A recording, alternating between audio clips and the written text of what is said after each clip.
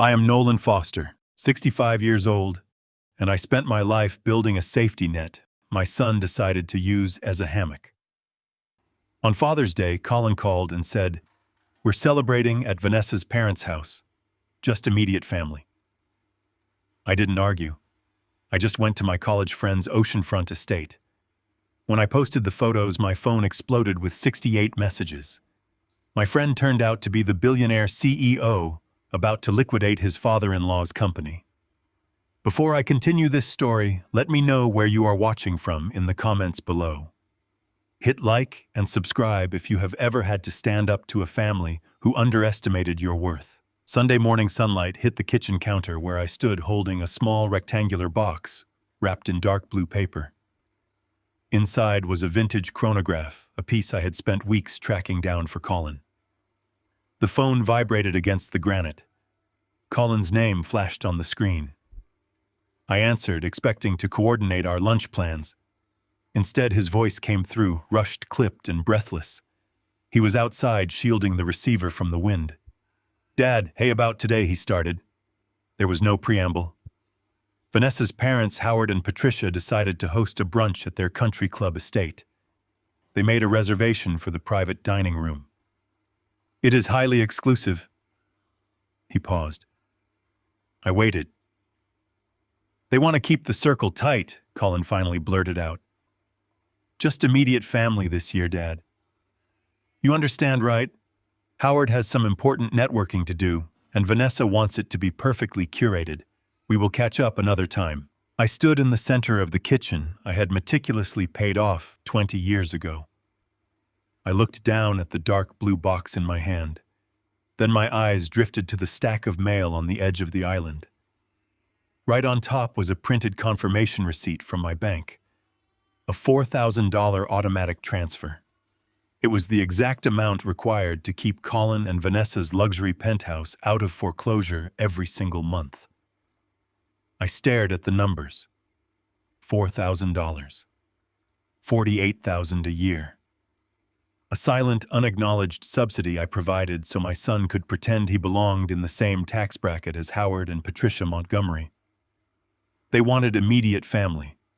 They did not consider the man funding their illusion to be part of that circle. I did not yell. I did not remind him of the transfer. I did not ask him how he planned to pay for his life if he cut me out of it. "Understood," I said. My voice was completely flat. "Have a good day, Colin." I hung up before he could reply. The silence in the house was absolute. The rejection was absolute. But instead of sorrow, a cold, crystalline clarity washed over me. For 3 years, I had watched my son morph into an arrogant, status-obsessed stranger, desperate to impress a wife who viewed me with undisguised contempt. Vanessa always sneered at my worn boots, my practical jackets, my quiet life in a modest suburban neighborhood. She assumed I was a blue-collar relic, a burden Colin unfortunately inherited. Colin never corrected her. He let her believe the lie because he was ashamed of the truth. He was ashamed of me. I tossed the wrapped watch into the trash bin. The time for silent subsidies was over. I walked out the back door and into the garage. I walked past the sensible 10-year-old sedan I drove every day to maintain my low profile. I went to the back corner and grabbed the edge of the heavy canvas tarp. I pulled it back, exposing the gleaming metallic silver of a custom-built 1973 Porsche 911. A machine that cost more than Colin's entire mortgage. I unlocked the door, slid into the leather seat, and pressed the ignition. The engine roared to life, a mechanical beast echoing my own internal shift. I pulled my phone from my pocket and dialed my asset management attorney, Sylvia Croft. She answered on the second ring. "Nolan, it is Sunday. Are we dealing with an emergency?" "We are executing a structural shift," I told her, putting the car in gear and backing out of the driveway. "I need you to access the secure portal immediately. Freeze the secondary trust. Cancel the automatic wire transfers routed to Colin's accounts. I want them terminated today." I heard the rapid clicking of a keyboard on the other end of the line. Sylvia was not a woman who asked unnecessary questions, but her sharp intake of breath told me she saw the ledger. "Nolan, I am looking at the schedule right now. Colin's luxury condo mortgage pulls directly from that secondary trust. The bank drafts it tomorrow morning at 8. If I freeze this now, his payment will bounce. He will be in default by noon. I know exactly when it drafts, I replied, merging onto the main avenue, my foot pressing harder on the accelerator. The financial safety net is gone. Obliterate it. If he is going to act like a man who only associates with high net worth individuals, he can figure out how to pay his own bills. Done, Sylvia said. Her voice carried the clinical precision I paid her so well for. The trust is locked. The transfers are voided. You understand the fallout this is going to cause, right? That is the entire point, Sylvia. Let me know the minute the bank flags his account. I disconnected the call and threw the phone onto the passenger seat. I hit the Pacific Coast Highway. The ocean blurred past my window, a sprawling expanse of churning gray water that perfectly matched my resolve. I did not stop. I pushed the Porsche to its limits, the engine screaming as I navigated the sharp curves of the coastline. I drove for 2 hours, leaving the quiet suburbs far behind, ascending into the hyper-secure, ultra-wealthy enclaves of Malibu. I turned onto a private, unmarked road, winding up a steep cliff. At the top, a massive wrought iron gate blocked the path. 2 armed security guards stepped out of the guardhouse. They took one look at the silver Porsche, recognized the driver, and immediately lowered their weapons. The gate swung open without a word exchanged. I drove up the manicured driveway and parked in front of a sprawling glass and steel oceanfront compound. The front doors opened before I even reached the steps. Maxwell Reed stood in the entryway. He was 65, impeccably dressed in a bespoke linen suit, holding a tumbler of expensive scotch. To the world, Maxwell was the ruthless, highly publicized billionaire CEO of Vanguard Capital, a private equity firm famous for swallowing failing companies and stripping them down to the bone. To me, he was the guy I shared a cramped dorm room with 40 years ago. Nolan Maxwell said, a genuine smile breaking across his sharp features. He handed me a glass of scotch as I walked inside. You actually took the tarp off the Porsche. The world must be ending. Not ending, I said, taking a sip of the burning liquid. Just realigning. We walked through the cavernous living room and out onto the sprawling terrace that hung over the Pacific Ocean. A Vanguard Capital corporate helicopter sat silently on the private helipad to our left. I did not expect to see you today, Maxwell said, leaning against the glass railing. I assumed you were doing the suburban father routine. Grilling steaks, pretending you do not own half the western seaboard. Plans changed, I said smoothly. Colin called this morning. He is spending the day with Vanessa's parents. He told me it was just immediate family. Maxwell stopped drinking. His eyes narrowed, instantly catching the weight of the insult. We had built Vanguard Capital together from nothing. 4 decades ago, I designed the predictive algorithms that made us our first 100 million. Maxwell had the charisma, so he became the face, the CEO, the predator, the financial magazines loved to fear. When my wife died, I stepped away from the spotlight. I kept my 51% majority share entirely silent, hidden behind layers of holding companies and non-disclosure agreements. I chose a quiet life in a quiet house, raising my son, hiding my wealth, so he would never become spoiled. And instead, he became a snob who despised me for the very humility I adopted for his sake. Immediate family. Maxwell repeated, a dark, dangerous chuckle escaping his throat. He set his glass down on the patio table and turned to look at me. He actually said that to you? The man funding his entire existence? He did, I replied. So I cut the funding. Maxwell's grin widened into something predatory. He reached onto a nearby lounge chair, picked up a thick, leather-bound, confidential financial dossier, and slid it across the glass table toward me. Well then, Nolan Maxwell said softly, you are going to find this incredibly interesting. Open it. Maxwell handed me a heavy crystal glass filled with amber liquid. The ice clinked softly against the sides as I took it. We sat in deep leather chairs inside his private study overlooking the ocean. The room smelled of old paper and expensive tobacco. Outside the floor-to-ceiling windows, the Pacific churned in a restless rhythm. It was a stark contrast to the absolute stillness inside the room. Maxwell took a slow sip of his own drink and looked at me over the rim of his glass. His eyes were sharp and calculating, always analyzing the angles. He had not survived 4 decades in private equity by missing the details. "You drove the vintage Porsche up the coast on a Sunday morning," Maxwell said, his voice a low rumble. "You hate drawing attention to yourself. You usually spend this day hovering over a grill in the suburbs, pretending to be a retired middle management nobody.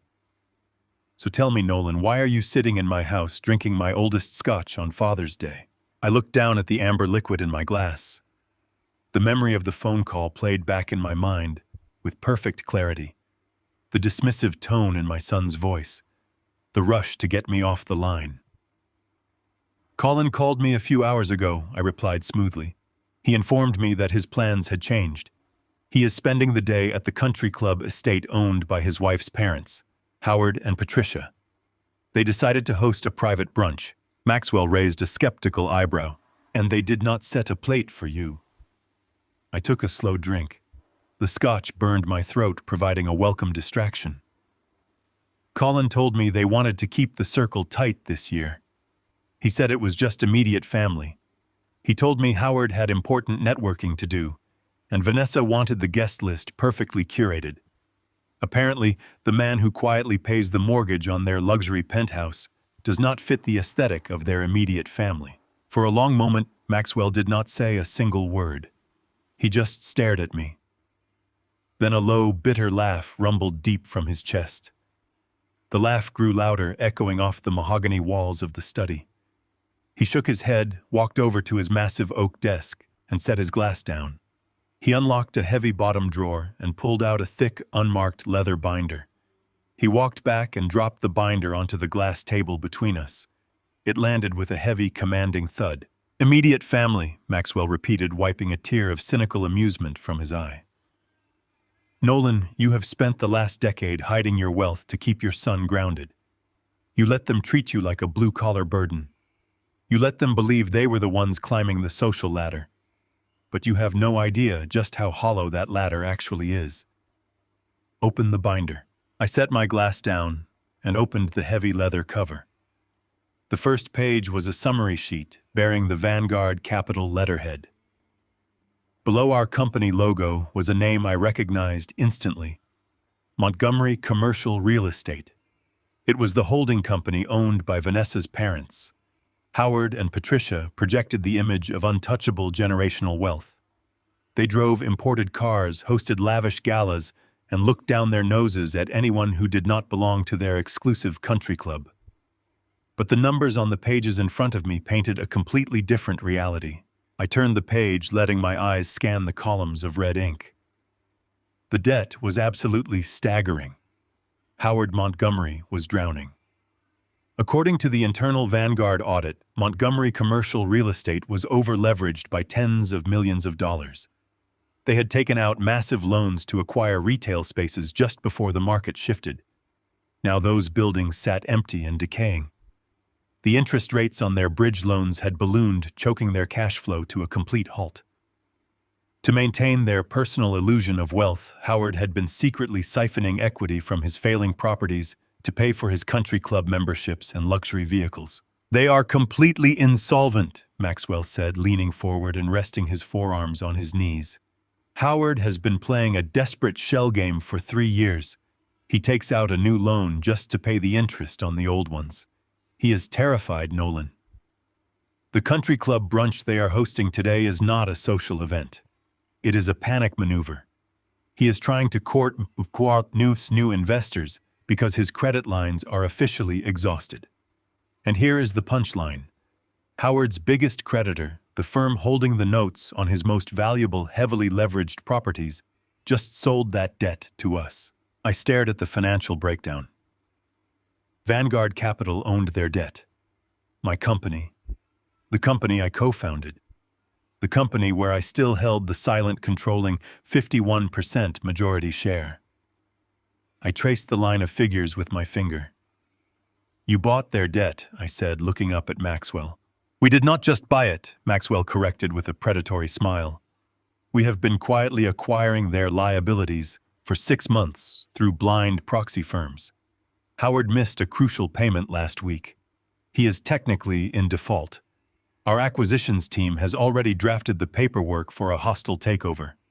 By Tuesday morning, Vanguard Capital will seize control of Montgomery Commercial Real Estate.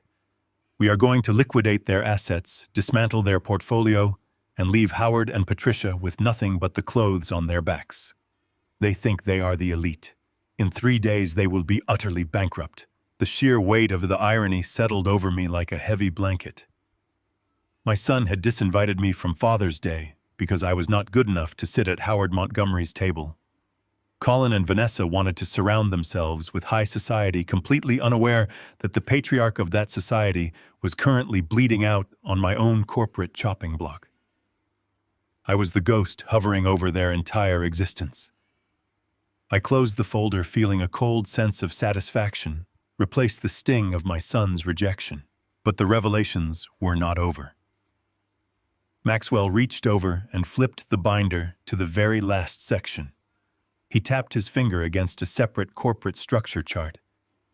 There is one more detail you need to see, Nolan. Look at the subsidiary acquisitions we finalized last quarter. I scanned the document. It was the organizational chart for a mid-tier logistics and supply chain firm. It was the exact firm where Colin worked.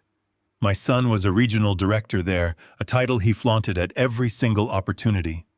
He loved to boast about his corner office, his corporate expense account, and his inevitable trajectory toward the executive board. He truly believed he was a self-made titan of industry. We absorbed that firm in April, Maxwell explained, his voice devoid of any sympathy. Colin is technically a Vanguard employee now. He works under our umbrella. And let me tell you, Nolan, his performance reviews are dismal. He is arrogant, he alienates his team, and he misses his quarterly targets consistently. The only reason Human Resources has not fired him yet is because he is currently caught in a bureaucratic restructuring freeze. But his division is slated for a massive downsizing by the end of the month. His name is at the very top of the termination list. I leaned back in the leather chair, letting the absolute reality of the situation sink in. Every single aspect of my son's life was a fragile illusion built over a gaping abyss. I was paying the mortgage on his luxury penthouse. My company owned the failing empire of his condescending in-laws. My company controlled his employment, and he was about to be fired for sheer incompetence. Colin and Vanessa had built their entire identity around a facade of superiority, looking down on me while balancing on a tightrope that I entirely controlled. They wanted immediate family, I murmured, staring at the pages of the dossier. They wanted to keep their circle tight. They wanted to isolate themselves from the blue-collar embarrassment they thought I was. They had no idea that I held the scissors directly over every single thread of their lives. Maxwell picked up his glass and took a final sip. You spent 40 years building an empire, Nolan.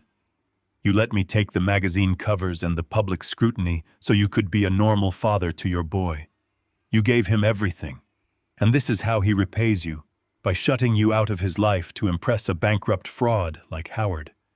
The question is, what do you want to do about it? I did not need to think about the answer. The grief of losing my son had already passed, burning away the moment he delivered his cowardly rejection over the phone. What remained was a cold, necessary logic. The safety net was gone. It was time for the ground to rush up and meet them. I want to execute the takeover, I said softly. I want Howard and Patricia stripped of their company. I want Colin's division liquidated. But I do not want to do it quietly from the shadows. If they want to play a game of social status, I am going to show them exactly where they sit on the board. I picked up my glass, the scotch suddenly tasting like victory. Grab your cigar, Maxwell. We are going out to the terrace. I think it is time I updated my social media. I need to take a photo with an old friend. We walked out of the temperature-controlled study and onto the sprawling limestone terrace. The mid-afternoon sun reflected off the Pacific Ocean in blinding flashes of silver, but I did not feel the warmth. I felt only the cold, rigid focus that had built my empire 40 years ago. Maxwell walked over to a polished humidor resting on a teak outdoor table. He selected two thick Cuban cigars, clipped the ends with a heavy silver cutter, and handed one to me. I took it, rolling the dry tobacco leaf between my fingers. It had been years since I indulged in a vice like this. Since my wife passed away, my life had been a masterclass in quiet restraint. I ate simple meals, drove a simple car, and lived in a simple house. I did it all to ensure Colin never felt overshadowed by my success. I wanted him to build his own character. Instead, he interpreted my humility as weakness. He looked at my worn boots and saw a man to be hidden away. Maxwell handed me a heavy brass lighter. I struck the flint, holding the flame to the tip of the cigar. I took a slow, deep draw, letting the bitter, thick smoke fill my lungs before exhaling it into the salty ocean breeze. I turned my gaze to the far end of the terrace. Resting on a reinforced concrete helipad was the Vanguard Capital corporate helicopter. It was a massive, sleek machine, painted in matte black. On the tail boom, the Vanguard emblem was emblazoned in stark silver lettering. It was not just a mode of transportation. In the corporate world, that helicopter was a flying guillotine. When that machine landed on the roof of a struggling company, it meant Maxwell Reed had arrived to strip it down to the studs. Right now, Howard Montgomery was sitting at his country club, desperately trying to find a financial savior to rescue his failing real estate portfolio. He had no idea the grim reaper of private equity was currently drinking scotch with the very man he had deemed too low class to attend his family brunch. I reached into the pocket of my jacket and pulled out my phone. It was the same phone I had kept diligently charged every single day, always making sure the ringer was on loud. For 3 years, I had carried it like a lifeline, hoping Colin would call to ask me to lunch or invite me over to see his new home. The only calls that ever came were the frantic 30-second conversations when he needed me to fix a crisis, a broken water heater, a sudden car repair, or the quiet, unacknowledged monthly transfer that kept a roof over his head. That phase of my life was officially over. I navigated to my social media folders. I tapped on the blue application icon and watched my feed load. My profile had been dormant for nearly 4 years. I originally created the account because Vanessa insisted on sharing all of their life updates digitally. She claimed she was too busy to print photos or make phone calls. In reality, it was her way of keeping me at a distance. If I wanted to see my son, I had to log on and look at pictures of him standing on yachts I knew he could not afford, or attending galas surrounded by people who would despise him if they knew his real bank balance. I navigated to the camera function. I looked over at Maxwell. He was leaning against the glass railing, watching the waves crash against the rocks below. "Maxwell," I said, my voice steady and completely devoid of hesitation. "Step over here for a minute. I need to update my profile." He turned around, the cigar clamped between his teeth. He looked at the phone in my hand, and then his eyes drifted to the helicopter resting on the pad behind us. A slow, knowing smile spread across his face. He understood the geometry of power better than anyone on Earth. He knew exactly what a photograph of the two of us standing in front of that specific machine would signal to the financial markets. More importantly, he knew exactly what it would signal to my son. "Are we sending a message, Nolan?" he asked, stepping up beside me and resting his arm casually over my shoulder. "We are delivering a verdict," I replied. I raised the phone and framed the shot with absolute precision. I did not want a blurry candid. I wanted a high-definition, undeniable record of reality. In the foreground were the two of us. Two men in our mid-60s holding glasses of vintage scotch and smoking premium cigars. I looked directly into the lens. I did not smile. I offered a flat, unwavering stare that communicated absolute authority. Maxwell stood beside me, projecting the effortless arrogance that made him a billionaire. But the true weapon was the background. I angled the camera so the matte black Vanguard Capital helicopter dominated the space behind us. The silver corporate logo was perfectly legible. It was the ultimate symbol of wealth and corporate dominance. I pressed the capture button. The shutter clicked, sealing their fate. I lowered the phone and opened the application to draft my post. My finger hovered over the keyboard. Every single letter had to be a calculated strike. Colin had told me this morning that the country club brunch was for immediate family only. He had used those exact words to justify cutting his own father out of a day dedicated to honoring fathers. He wanted to curate his image for Howard and Patricia. He wanted to pretend he belonged to a lineage of untouchable elitists. So I gave him the words he deserved. I typed the caption slowly. Celebrating Father's Day with old friends. I added a period making the statement absolute. Then I typed the second sentence. Sometimes the family you choose is the only one you need. I read the words back to myself. The implication was brutal and inescapable. To the average observer, it was just an older man enjoying a luxurious afternoon with a successful friend. But to Colin, it was a death sentence. He worked for a subsidiary of Vanguard Capital. Every executive in his corporate food chain worshipped the ground Maxwell Reed walked on. To see his discarded father standing shoulder to shoulder with the supreme head of the conglomerate would break his mind. And for Howard Montgomery, the blow would be even more catastrophic. Howard's commercial real estate firm was hemorrhaging cash, and Vanguard held his debt. Howard was desperately trying to negotiate terms to avoid bankruptcy. When he saw this photo, he would realize that his financial executioner was drinking scotch with the man he had just banished from his table. I did not just post it to one platform. I uploaded the image and the caption to my personal social network, where Colin and Vanessa would instantly see it. Then I copied the exact same image and text and uploaded it to my professional networking profile. That was the kill shot. My professional network was linked to every major financial executive in the state, including the senior partners at Howard's firm and the regional directors who managed Colin. The algorithms on those platforms prioritize interactions between high-net-worth individuals. The moment the facial recognition software registered Maxwell Reed in the photograph, the system would push that post to the top of every feed in the financial sector. I pressed publish on both platforms simultaneously. I locked the screen of my phone and slipped it back into the pocket of my jacket. I felt a profound sense of finality wash over me. For years, I had swallowed my pride. I had endured Vanessa's thinly veiled insults about my neighborhood. I had sat in silence while Howard pontificated about his real estate empire, completely unaware that I could buy and sell his entire legacy with a single phone call. I had absorbed every slight, every ignored phone call, every canceled dinner plan, because I believed that patience was the ultimate duty of a father. I believed that eventually Colin would wake up from this toxic delusion and remember the man who raised him. I was wrong. Patience had not saved my son. It had only subsidized his arrogance. He had taken my silence for weakness.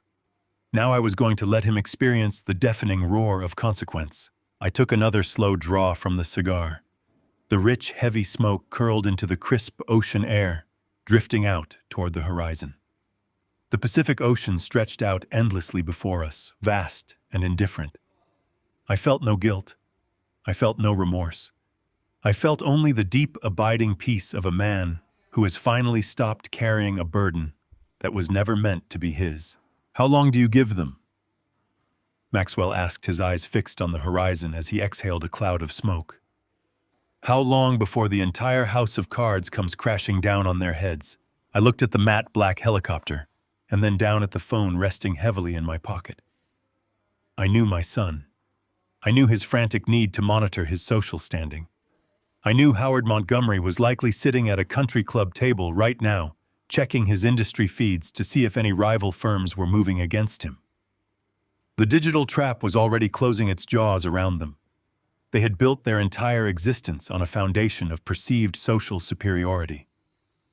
I had just pulled the keystone out from under them and broadcasted their vulnerability to their entire world. Not long, I replied, my voice barely above a whisper. The fuse is lit. Now we just stand back and watch the structure fall. The ocean breeze carried the rich scent of our cigars across the terrace. Maxwell and I stood in comfortable silence watching the Pacific waves relentlessly batter the shoreline. It was a peaceful moment. a rare pause in a lifetime of calculated moves. Then the silence broke. My phone sitting on the glass table between us began to vibrate, a sharp, relentless buzzing against the glass. I did not immediately reach for it. I took another slow drag of my cigar, letting the smoke drift from my lips. The phone stopped buzzing for exactly 3 seconds before it started again. It was a desperate, frantic rhythm. I finally walked over to the table and picked up the device. The screen was a chaotic waterfall of notifications. 68 unread text messages, 14 missed calls from Colin, 5 missed calls from Vanessa. I unlocked the screen and swiped down to the very first message sent exactly 40 minutes ago. The digital trail of their panic was neatly time-stamped, an unfolding tragedy chronicled in black and white text. I read the messages in chronological order, letting the story of their disastrous brunch play out in my mind. The first text from Colin arrived at 12:15. Dad, call the bank. My platinum card just declined at the country club. They said the secondary trust account is frozen. Fix this right now. 10 minutes later, the tone shifted from casual annoyance to rising embarrassment. Dad, where are you? Howard is looking at me like I am a beggar. I just had to ask the waiter to run it again, and it bounced a second time. Vanessa is furious. Call me back immediately. I pictured my son sitting in that private dining room, surrounded by crystal and fine china, sweating through his expensive tailored suit. He had spent years pretending he was a self-made king, playing the role of the wealthy son-in-law. Now the illusion was shattering in real time right in front of the very people he worshipped. The messages from Colin grew more frantic. Dad, pick up the phone. Howard just had to cover a $2,000 brunch tab for us. The club manager came over to our table and apologized for the card error out loud. Everyone heard him. Vanessa is crying in the bathroom. What did you do to the trust account? Why is it frozen? I read the words without a single ounce of pity. Colin had severed our relationship this morning with a callous phone call, brushing me aside because I did not fit his curated aesthetic. Now he was demanding my money to save his fragile ego. The irony was almost poetic. But the financial humiliation was only the first wave of the avalanche. At 12:40, the nature of the messages changed completely. The focus shifted from the frozen bank account to the photograph I had just published. A text from Vanessa arrived. It was her first communication with me in over 3 months. Colin's father, is this some kind of joke? Why are you posting pictures from Vanguard Capital? Who is that man with you? 5 minutes later, a barrage of texts from Colin flooded the screen. Dad, what is that picture? Are you actually at Maxwell Reed's estate? How do you know Maxwell Reed? Tell me this is a prank. Tell me you just found that picture online. They had seen the post. More importantly, Howard Montgomery had seen the post. I scrolled down to a massive block of text from Colin sent just 5 minutes ago. Dad, you need to answer the phone right this second. Howard just saw your post. He is losing his mind. He says Maxwell Reed is the man trying to bankrupt his real estate firm. He says Vanguard bought all his debt. Dad, tell me you are not really there. Howard is screaming at me in the country club parking lot. He says I set him up. He says Vanguard is trying to liquidate his life's work. Dad, please. My boss at the logistics firm just texted me asking if I am related to the silent partner at Vanguard. Dad, what is going on? Call me. I am begging you. The final text was a single desperate line from Colin. Dad, please do not do this. I am going to lose everything. I stared at the glow-in screen. The absolute terror in those words was palpable. Howard Montgomery, the untouchable titan of commercial real estate, had just realized his despised blue-collar-in-law was standing shoulder to shoulder with the financial Grim Reaper holding his debt. Howard had built his entire identity on looking down at me, on treating me like a peasant who was lucky to even breathe the same air as his family. Now he was standing in a parking lot, staring at a photograph that proved his entire legacy was resting in the palm of my hand.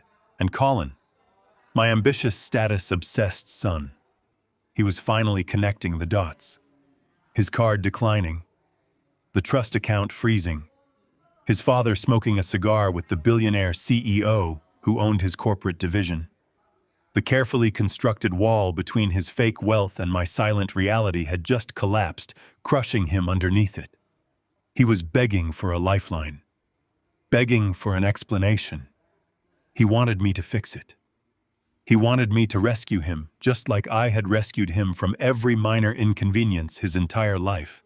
Maxwell stepped closer, leaning over my shoulder to glance at the phone screen. He took a drag of his cigar and chuckled softly. "They figured it out," he murmured. "The timeline is actually quite impressive. I expected it to take Howard at least another hour to run the visual confirmation on the helicopter tail number. He must be having a coronary right now." I locked the phone screen, cutting off the endless stream of desperate pleas. I did not type a reply. I did not dial his number to gloat or explain my actions. Silence had been my weapon for the last 3 years, while they insulted my lifestyle and drained my accounts. Now silence would be my executioner. Let them sit in the terror of the unknown. Let Colin explain to his furious wife why his bank account was empty. Let Howard Montgomery sweat through his linen suit, wondering if the man he excluded from Father's Day was going to pull the trigger on his entire real estate empire. The phone buzzed again in my hand. Another missed call. The screen illuminated, showing Vanessa's face. She was calling me directly.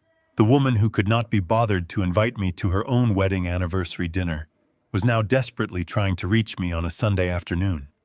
I watched her name flash on the screen until it went dark. The power dynamic had inverted so completely, so violently, that they were entirely paralyzed. They had spent years assuming they held all the cards because I chose not to play mine. They confused my humility with impotence. They mistook my financial generosity for an obligation. I slipped the phone back into my pocket. The ocean breeze felt cooler now, carrying the sharp tang of salt and impending consequence. I looked out over the cliff. Far below, the waves smashed against the jagged rocks, breaking into white foam. It was a violent, chaotic collision, a perfect mirror for what was happening miles away at an upscale country club. Colin was experiencing the sheer, terrifying freefall of a man who suddenly realizes he does not know how to fly. I had spent 40 years building a parachute for him. I wove every thread with my own hands, working silent, long hours, analyzing market trends, building predictive algorithms that generated hundreds of millions of dollars. I did it all so he would never know the sting of poverty. I shielded him from the harsh realities of the world, and in doing so, I accidentally shielded him from reality itself. He believed his success was a birthright. He believed Vanessa's elite circle was his natural habitat, and the moment he felt secure in that illusion, he discarded me. Just immediate family. Those 3 words echoed in my mind, no longer a source of pain, but a strict directive. If he only wanted immediate family, he would have to survive on what his immediate family could provide. No more silent subsidies. No more hidden wire transfers. No more covering for his staggering incompetence. "You are remarkably calm," Nolan Maxwell observed, walking over to a small outdoor bar to pour himself another measure of scotch. Most men would be screaming into the receiver right now.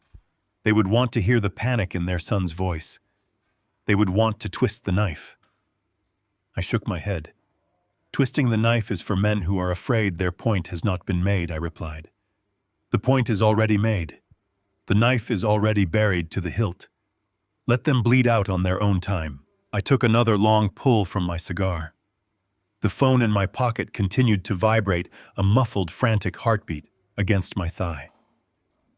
68 messages had quickly turned into 80. 14 missed calls had blossomed into 20.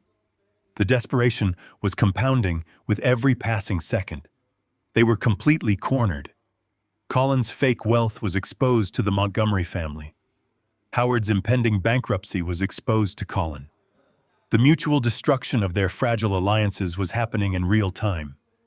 They were trapped in a burning room, and they had just realized that the man they threw out was the only one holding the key to the exit. I did not need to say a single word.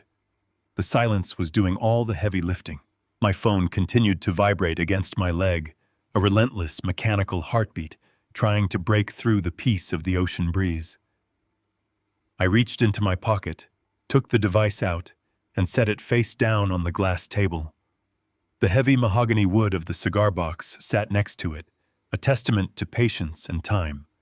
The screen illuminated the glass from underneath, flashing with a rapid succession of incoming calls. Colin. Vanessa. Colin again. Then a number I did not recognize, which I could only assume was Howard Montgomery, calling from a country club landline. I did not move a single muscle to answer them. I picked up my crystal glass and let the amber liquid touch my lips. The scotch tasted like 40 years of quiet discipline finally paying off. Maxwell leaned back in his chair, watching the phone dance on the table. He took a slow drag from his cigar and let the smoke drift toward the Pacific. "You are torturing them, Nolan," he said, his voice a low rumble of amusement. "They are used to controlling the narrative.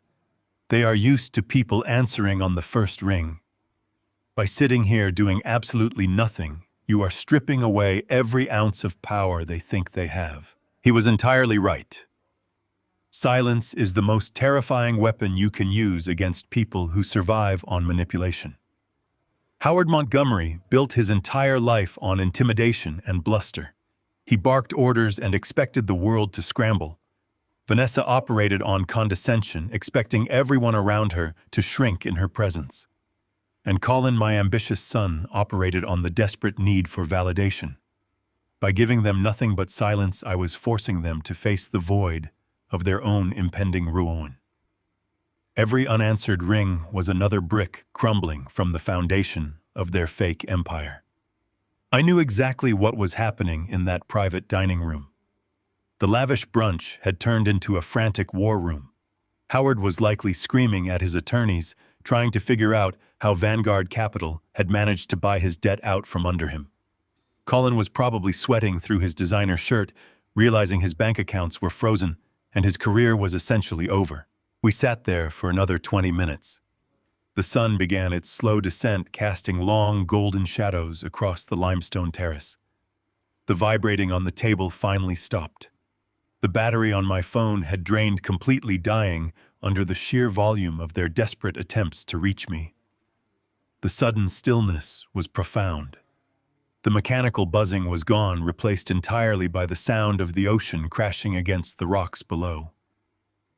I finished my drink and set the heavy crystal glass down next to the dead phone. "It is quiet now," I observed, leaning back in the deep leather chair. Maxwell shook his head, an easy smile spreading across his face. "It is only the quiet before the storm, my friend," he replied.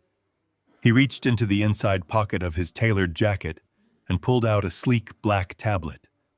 He tapped the screen a few times and slid it across the table toward me. "You might want to look at the feed from the main gate." I picked up the tablet. The screen displayed a high-definition security video from the perimeter of Maxwell's estate.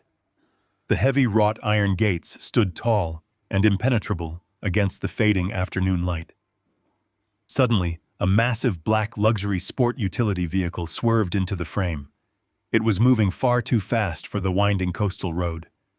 The tires screeched as the driver slammed on the brakes, stopping mere inches from the imposing metal barrier.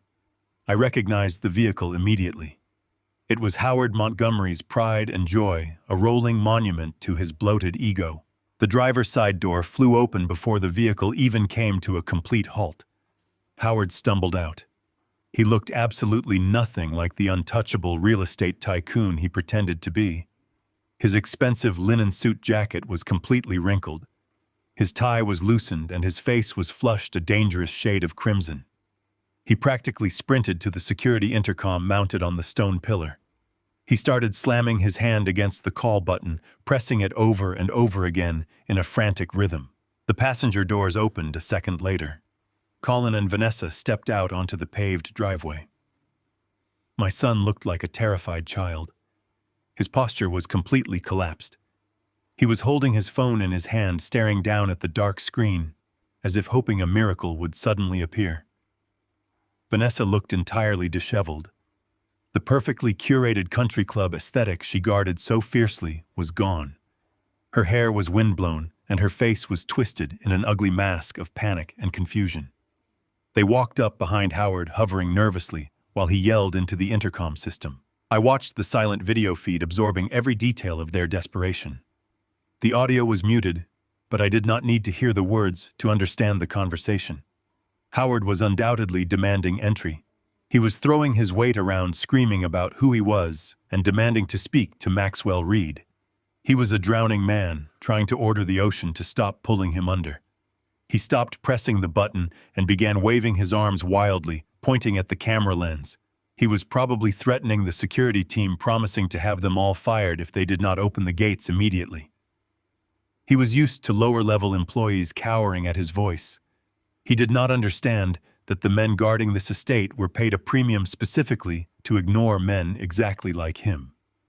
The guards in the gatehouse did not even flinch. They simply let him scream until his lungs burned. Vanessa grabbed Howard by the arm, trying to pull him back from the intercom. She was looking around nervously, paranoid that someone from her social circle might drive past and see her family begging for entry at a private gate like common trespassers. Her entire life was built on optics. Looking desperate was the ultimate sin in her world. Yet here she was, standing on the hot asphalt, stripped of all her artificial superiority.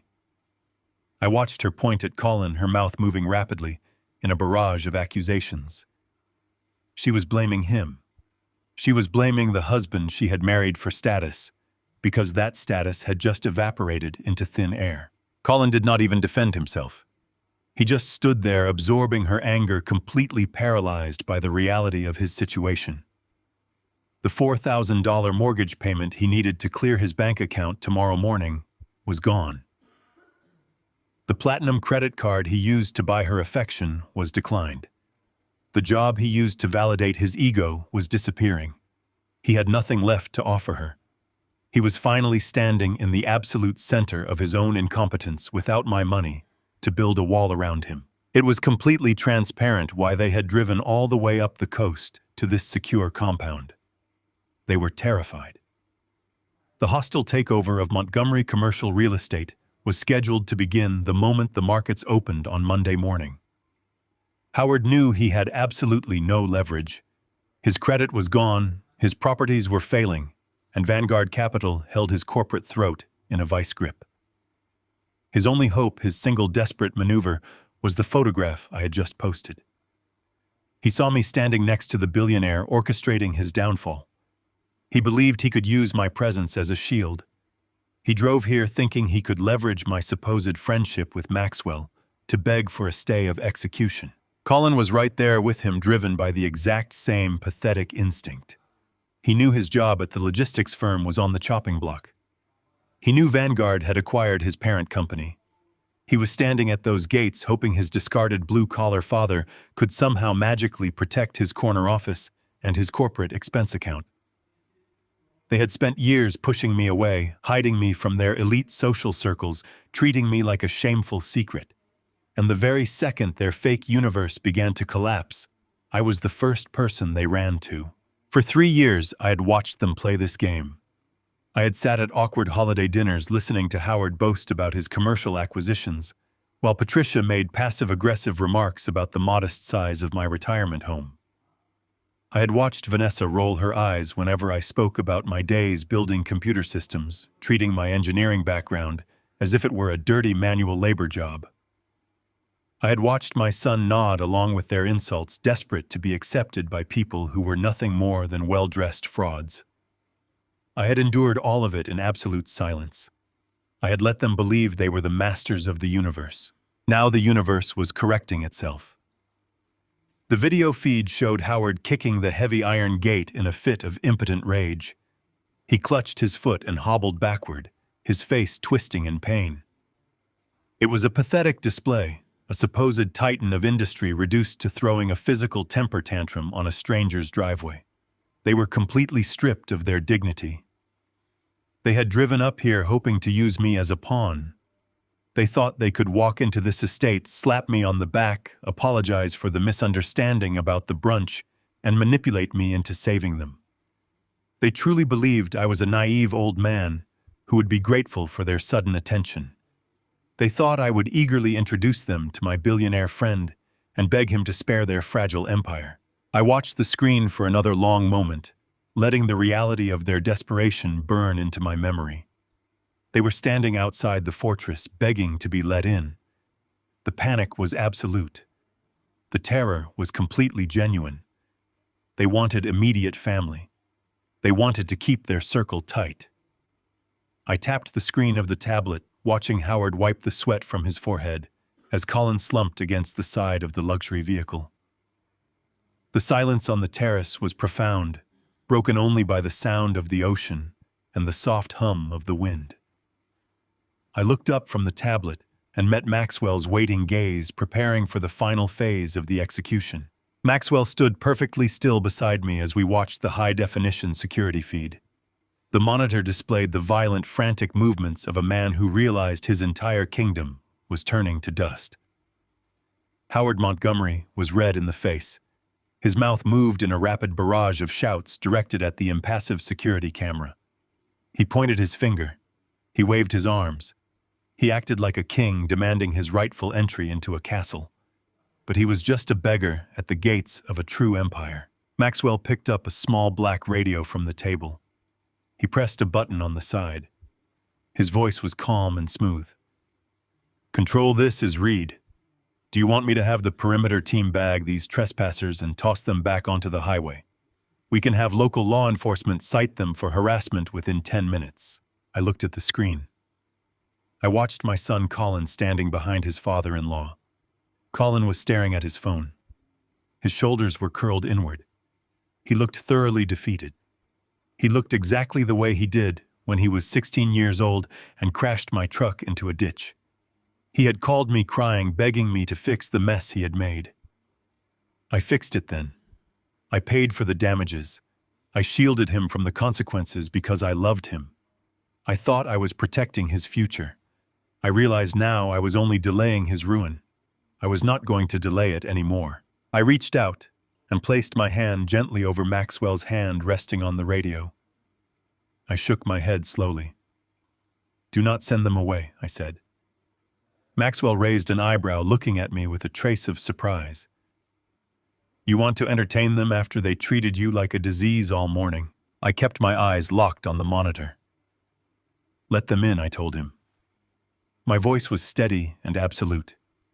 They made it very clear this morning that they only wanted immediate family at their table. I am going to show them exactly what that means. Maxwell smiled. It was a sharp, brilliant smile. He pressed the button on the radio again. "Control, open the main gates. Escort the guests up the primary drive. Bring them directly to the ocean terrace. Do not offer them any courtesies. Treat them as a security risk until they are seated." The radio crackled a brief acknowledgement. I turned my attention back to the screen. The heavy wrought iron gates had stood like an impenetrable fortress for the last 10 minutes. Suddenly, the massive electronic locks clicked. The thick metal barriers began to swing inward with a slow, majestic grace. The change in the people standing on the asphalt was instantaneous. Howard immediately stopped yelling. His arms dropped to his sides. The false bravado drained out of his posture in a matter of seconds. He smoothed the lapels of his wrinkled linen suit. He ran a hand through his thinning hair. The realization was clearly washing over him. He was not breaking into this compound by force. He was being allowed inside by the very men who held his financial execution orders. The security feed showed 2 armed guards stepping out of the shadows. They did not smile. They did not welcome Howard to the estate.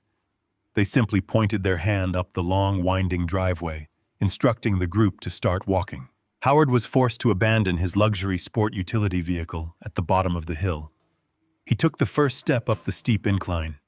He reached into the car and pulled out a thick leather folder before he started walking. I knew exactly what was inside that folder. It was a collection of desperate financial proposals. It was a list of empty promises and restructured payment plans he hoped would convince Vanguard Capital to spare his commercial real estate firm. He was clutching it to his chest like a life preserver. I watched him walk. Howard was a man who prided himself on never walking anywhere. He used valet parking. He hired drivers. He once made a waiter at a charity gala walk back to the kitchen 3 times because his soup was not the precise temperature he demanded. Now he was trudging up a steep asphalt incline under the hot afternoon sun, sweating through his expensive clothes. Every step stripped away another layer of his arrogance. Vanessa followed closely behind him. Her high heels were designed for carpeted country club floors, not a strenuous uphill march. She stumbled on the pavement. She reached out and grabbed her father's arm to steady herself. Her face was a mask of pure terror. She had spent her entire life insulated by her parents' wealth. She believed her last name made her royalty. She had treated me like a peasant every time I entered her home. She mocked my practical jackets and my sensible shoes. Now she was limping up a driveway, desperate to beg for mercy from the peasant she had just banned from her father's day brunch. And then there was Colin. He trailed behind his wife and his father-in-law, dragging his feet. He had put on his best tailored suit this morning. He had styled his hair and practiced his confident smile in the mirror, preparing to play the role of the successful corporate director. Now his tie was pulled loose. His jacket was slung over his shoulder. He looked entirely broken. He knew his bank accounts were frozen. He knew his credit cards were worthless. He knew the company he worked for was currently being devoured by the billionaire waiting at the top of the hill. The camera angles shifted as they progressed up the driveway, switching from the gate feed to the perimeter cameras. I watched them pass the manicured gardens and the imported marble statues. The Vanguard estate was designed to intimidate. It was built to remind visitors of the absolute crushing power of concentrated wealth.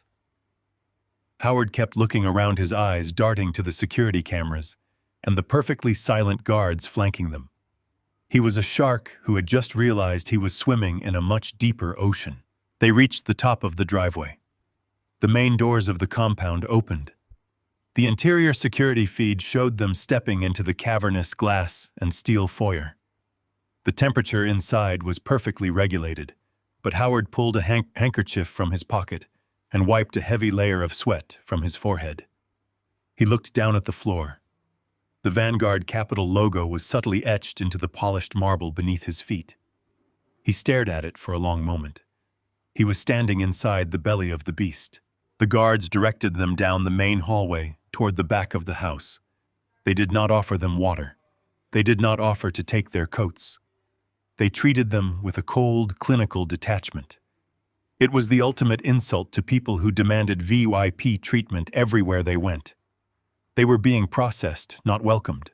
Maxwell and I turned away from the tablet. We looked out at the Pacific Ocean, listening to the sound of the waves. The heavy glass doors leading from the living room to the terrace slid open. The sound of hesitant, shuffling footsteps echoed on the limestone tiles. I did not turn around immediately. I took a slow draw from my cigar, letting the rich smoke fill my lungs. I wanted them to stand there. I wanted them to feel the absolute weight of the space they had just entered. I wanted them to look at the corporate helicopter resting on the pad. I wanted them to look at the billionaire CEO standing casually by the glass railing. Howard cleared his throat. It was a weak, pathetic sound. It was the sound of a man asking for permission to speak. Mr. Reed, Howard began, his voice trembling slightly. I am Howard Montgomery. I know this is an unconventional intrusion on a Sunday afternoon. I know Vanguard Capital is reviewing my commercial portfolio tomorrow morning. I came here to personally deliver a restructured equity proposal. I believe we can find a mutually beneficial arrangement. Maxwell did not look at him. He kept his eyes focused entirely on the ocean horizon. He took a sip of his scotch and smiled. You are speaking to the wrong man, Howard. I am just the face of Vanguard. I am not the majority shareholder. I do not make the final decisions regarding hostile acquisitions. Howard stopped talking. I could hear the sharp intake of breath from Vanessa. I could hear the complete, terrified silence from Colin. They were trying to process the information. If the billionaire CEO of Vanguard Capital was not the man in charge, then who was holding the axe over their heads? I slowly turned around. I stepped away from the glass railing and walked toward the center of the terrace. I moved to the head of the heavy teak outdoor table. I pulled out the premier chair and sat down. I rested my arms on the table and clasped my hands together. I looked directly at Howard Montgomery. His wrinkled suit was soaked with sweat. His face was pale and drawn. He was clutching his leather folder so tightly his knuckles were completely white. I shifted my gaze to Vanessa. She was trembling, her eyes wide with shock, as she stared at me sitting in the seat of power. Finally, I looked at my son. Colin looked like he wanted the earth to open up and swallow him whole. He was staring at the cigar in my hand and the glass of expensive scotch on the table. He was putting the pieces together. I let the silence stretch for 5 agonizing seconds. I wanted the reality of the situation to crush the air out of their lungs. "You wanted a private meeting for immediate family," Colin, I said. My voice was calm, cold, and completely unforgiving. "You wanted to curate your guest list. You wanted to surround yourself with the people who truly control your destiny." I gestured to the empty chairs surrounding the table. "Take a seat," I told them. "We have a lot of family business to discuss." The heavy glass doors slid open with a soft mechanical hiss. The sound of the ocean was momentarily drowned out by the frantic squeak of rubber soles on limestone. Howard Montgomery stepped onto the terrace first. He looked like a man who had just survived a shipwreck. His breathing was ragged and shallow. The pristine linen suit he had worn to his exclusive Father's Day brunch was completely ruined. Dark patches of sweat stained the fabric under his arms and across his back. He was clutching his leather portfolio so tightly against his chest that the veins in his hands bulged against his skin. Vanessa followed immediately behind him. She was shivering despite the warm California sun. The sea breeze caught her perfectly styled hair, whipping it across her face in chaotic strands. She did not bother to brush them away. Her eyes were wide and erratic, darting across the sprawling terrace, taking in the infinity pool, the imported teak furniture, and the massive black corporate helicopter resting on the pad. She was desperately searching for the billionaire she thought could save them. She was looking for Maxwell Reed. Colin was the last to step out into the sunlight. My son walked with his head bowed. His shoulders sagged under the invisible weight of his own financial collapse. He looked completely hollowed out. The arrogant corporate director who had dismissed me over the phone just a few hours ago was completely gone. In his place was a terrified boy praying for a miracle. They all stopped dead in their tracks. The frantic energy they had carried up the driveway evaporated the moment they processed the scene in front of them. I did not stand up to greet them. I remained seated comfortably in the heavy leather chair at the absolute head of the outdoor conference table. I had a premium Cuban cigar resting between my fingers and a crystal glass of 30-year-old scotch sitting perfectly placed by my right hand. Spread out across the glass table directly in front of me were the confidential acquisition files for Montgomery Commercial Real Estate. Maxwell was not sitting at the table. The billionaire CEO they had come to beg was standing casually off to the side, leaning against the glass railing like a spectator waiting for a play to begin. The visual hierarchy was completely undeniable, but their brains refused to process it. They had spent years casting me in the role of the quiet, blue-collar father. I was the man who lived in the suburbs. I was the man who wore sensible shoes and drove a boring car. To see me sitting in the seat of absolute power, surrounded by the trappings of unimaginable wealth, caused a total system failure in their minds. Howard blinked rapidly. He looked at Maxwell, and then he looked at me. His mouth opened, but no sound came out. He swallowed hard, trying to force his vocal cords to work. He stepped forward, his expensive leather shoes scraping against the limestone. "Mr. Reed," Howard croaked, directing his attention entirely to Maxwell. "I apologize again for the intrusion. I know this is highly irregular. We have a situation at my firm. A critical misunderstanding regarding our debt portfolio. I came here to deliver a restructured proposal directly to you." Maxwell did not move. He took a slow sip of his scotch and pointed a single finger toward the head of the table. "You are pitching the wrong man, Howard. I told you inside. I do not make the final decisions on hostile IOL acquisitions. You need to address the majority shareholder." Howard turned his head slowly. He stared at me. He looked down at the acquisition files resting under my hands. He saw his own company logo printed on the manila folders. The reality was hovering right in front of his face, but his elitist ego absolutely refused to accept it. He simply could not believe that the man he had excluded from his country club brunch was holding the reins of his entire industry. Nolan Howard said, his voice dripping with a sudden, sickeningly sweet familiarity. "It is good to see you. Colin told us you were out visiting an old college friend today. We had no idea your friend was Maxwell Reed. It is truly a small world." I did not say a word. I kept my face entirely blank, letting him stumble through his desperate performance. Howard took another step closer to the table. His eyes were glued to the acquisition files. "Nolan, you have to help me," he pleaded. "Vanguard Capital acquired the debt on my primary commercial properties last week. They are initiating a hostile takeover tomorrow morning. They are going to liquidate my life's work. I know we have not always seen eye to eye, but we are family now. We are blood by marriage. I need you to talk to your friend. I need you to put in a good word for me. Tell him I am good for the money. Tell him I just need a 90-day extension on the bridge loans to restructure my assets." It was a stunning display of hypocrisy. Less than 4 hours ago, this man had demanded a perfectly curated guest list, ensuring I was kept far away from his family table. Now he was standing on my terrace, sweating through his suit, begging me to use my social capital to save him from bankruptcy. He was willing to use absolutely anyone to survive. He thought I was just a lucky bystander who happened to know the right billionaire. He thought he could flatter me into interceding on his behalf. Before I could even register my disgust, Colin pushed past his father-in-law. My son marched up to the edge of the glass table.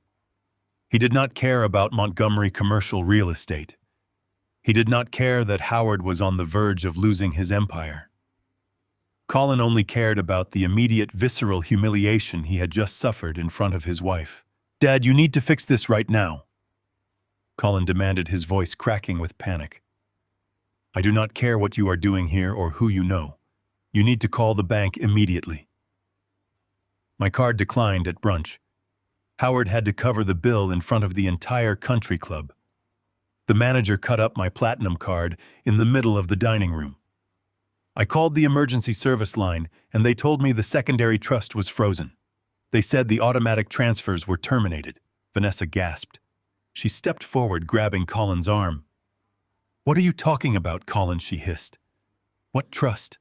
What automatic transfers? You told me you paid for the penthouse with your corporate bonuses. You told me you were managing our finances independently." Colin ignored her completely. He kept his panicked eyes locked entirely on me. "Dad, this has to be a bank error," he begged. "You have to call Sylvia and fix this. My mortgage drafts tomorrow morning. The car payments draft on Tuesday. If that trust is locked, everything bounces. I will be in default. I will lose the penthouse. You cannot do this today. Just call the bank and authorize the transfer. We can talk about whatever you are upset about later. Just fix the account." The silence that followed was heavy and suffocating. The ocean breeze suddenly felt entirely stagnant. Vanessa was staring at Colin with a look of absolute horror. The illusion of her wealthy, successful husband had just been vaporized. She was finally realizing that the lavish lifestyle she loved so much was being funded by the very man she despised. Her entire marriage was built on a foundation of my hidden generosity. Howard stood frozen beside them. His eyes darted from Colin to me and back to Colin. The wealthy son-in-law he thought he had acquired, the rising corporate star he loved to brag about at the country club, was standing in front of him begging for an allowance. The Montgomerys were realizing that the Foster family wealth did not belong to Colin. It belonged entirely to me. I sat at the head of the table observing the absolute wreckage of their lives. They were all standing on the terrace, stripped of their armor, begging for salvation. Howard wanted a financial pardon. Colin wanted his monthly subsidy. Vanessa wanted the lie to be real again. They were drowning in the deep water they had proudly waded into. I did not rush to answer them.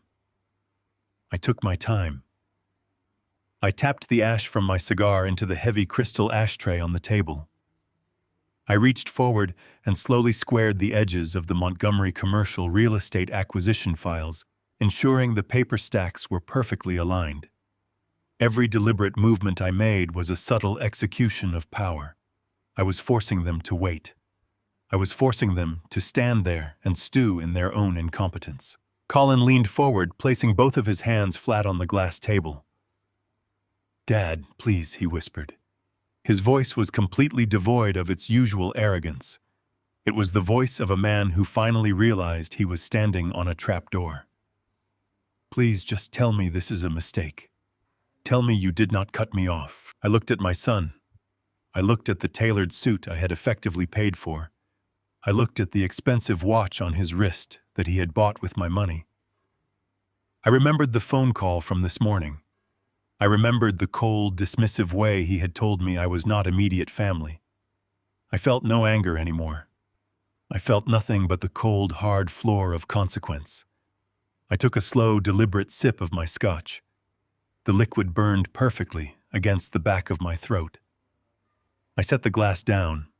I looked at Colin, and then I looked at Howard. It was time to completely dismantle the facade. Howard opened his mouth to speak again, but I raised a single hand.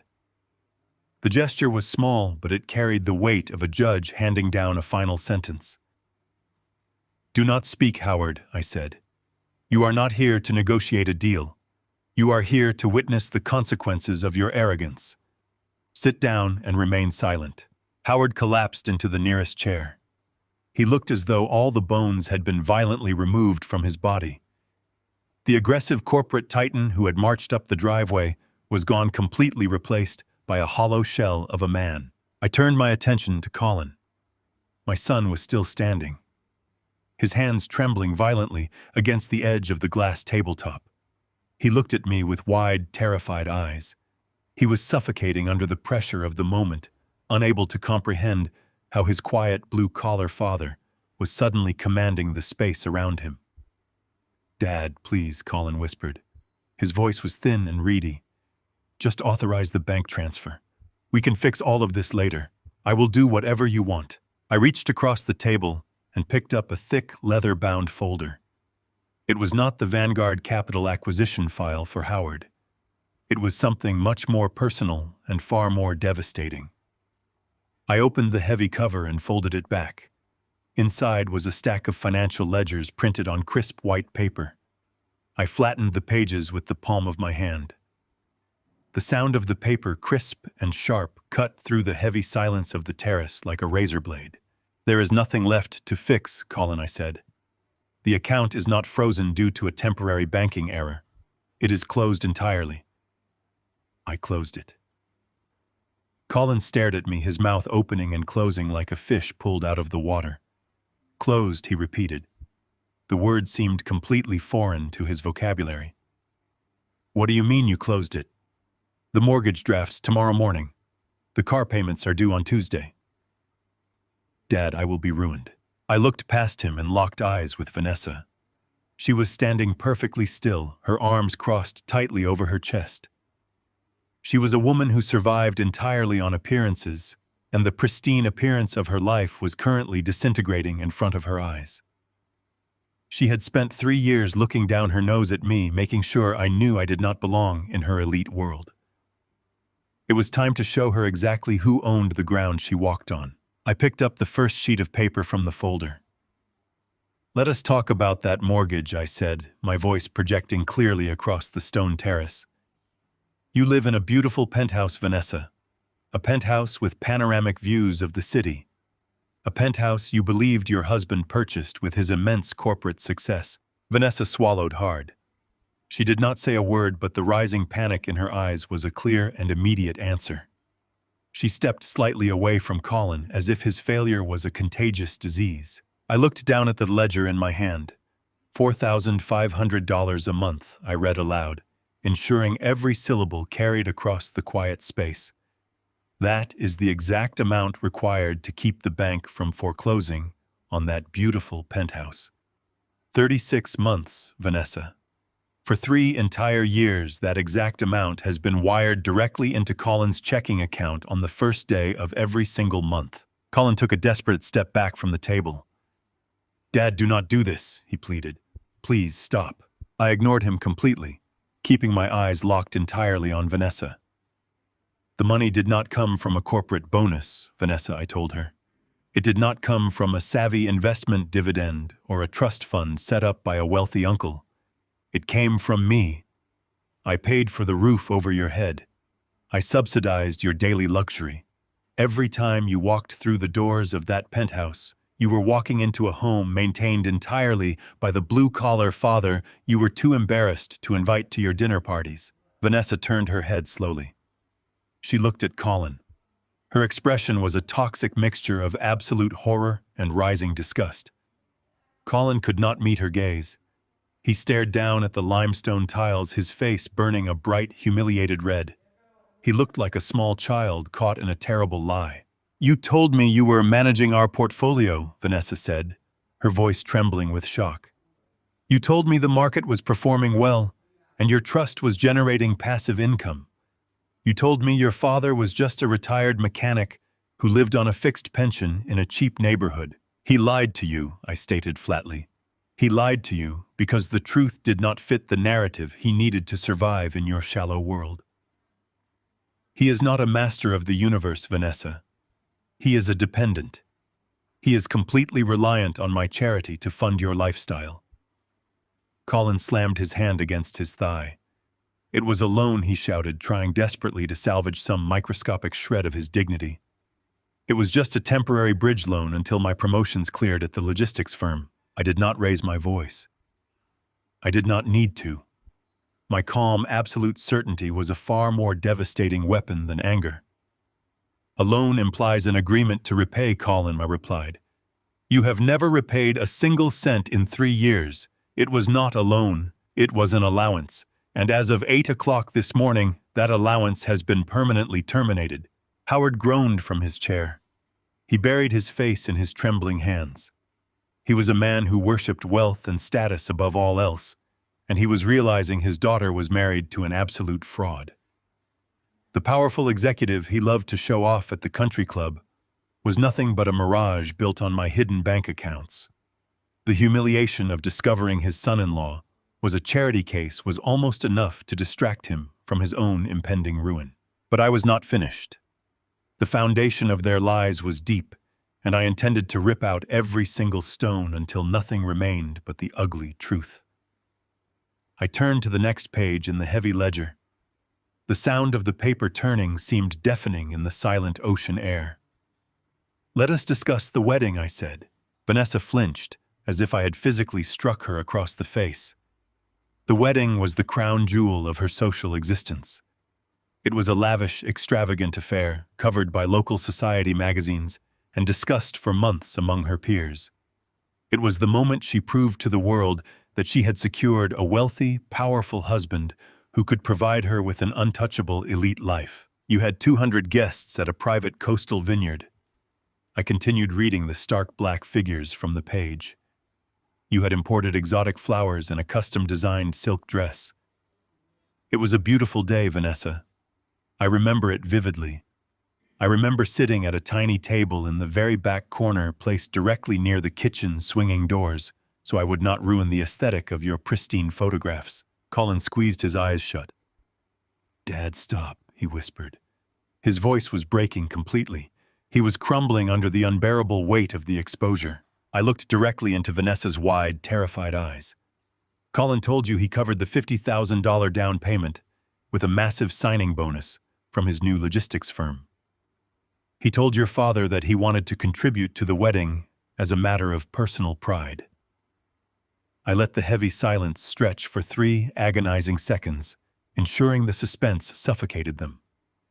There was no bonus, Vanessa. She shook her head slowly from side to side, refusing to process the words.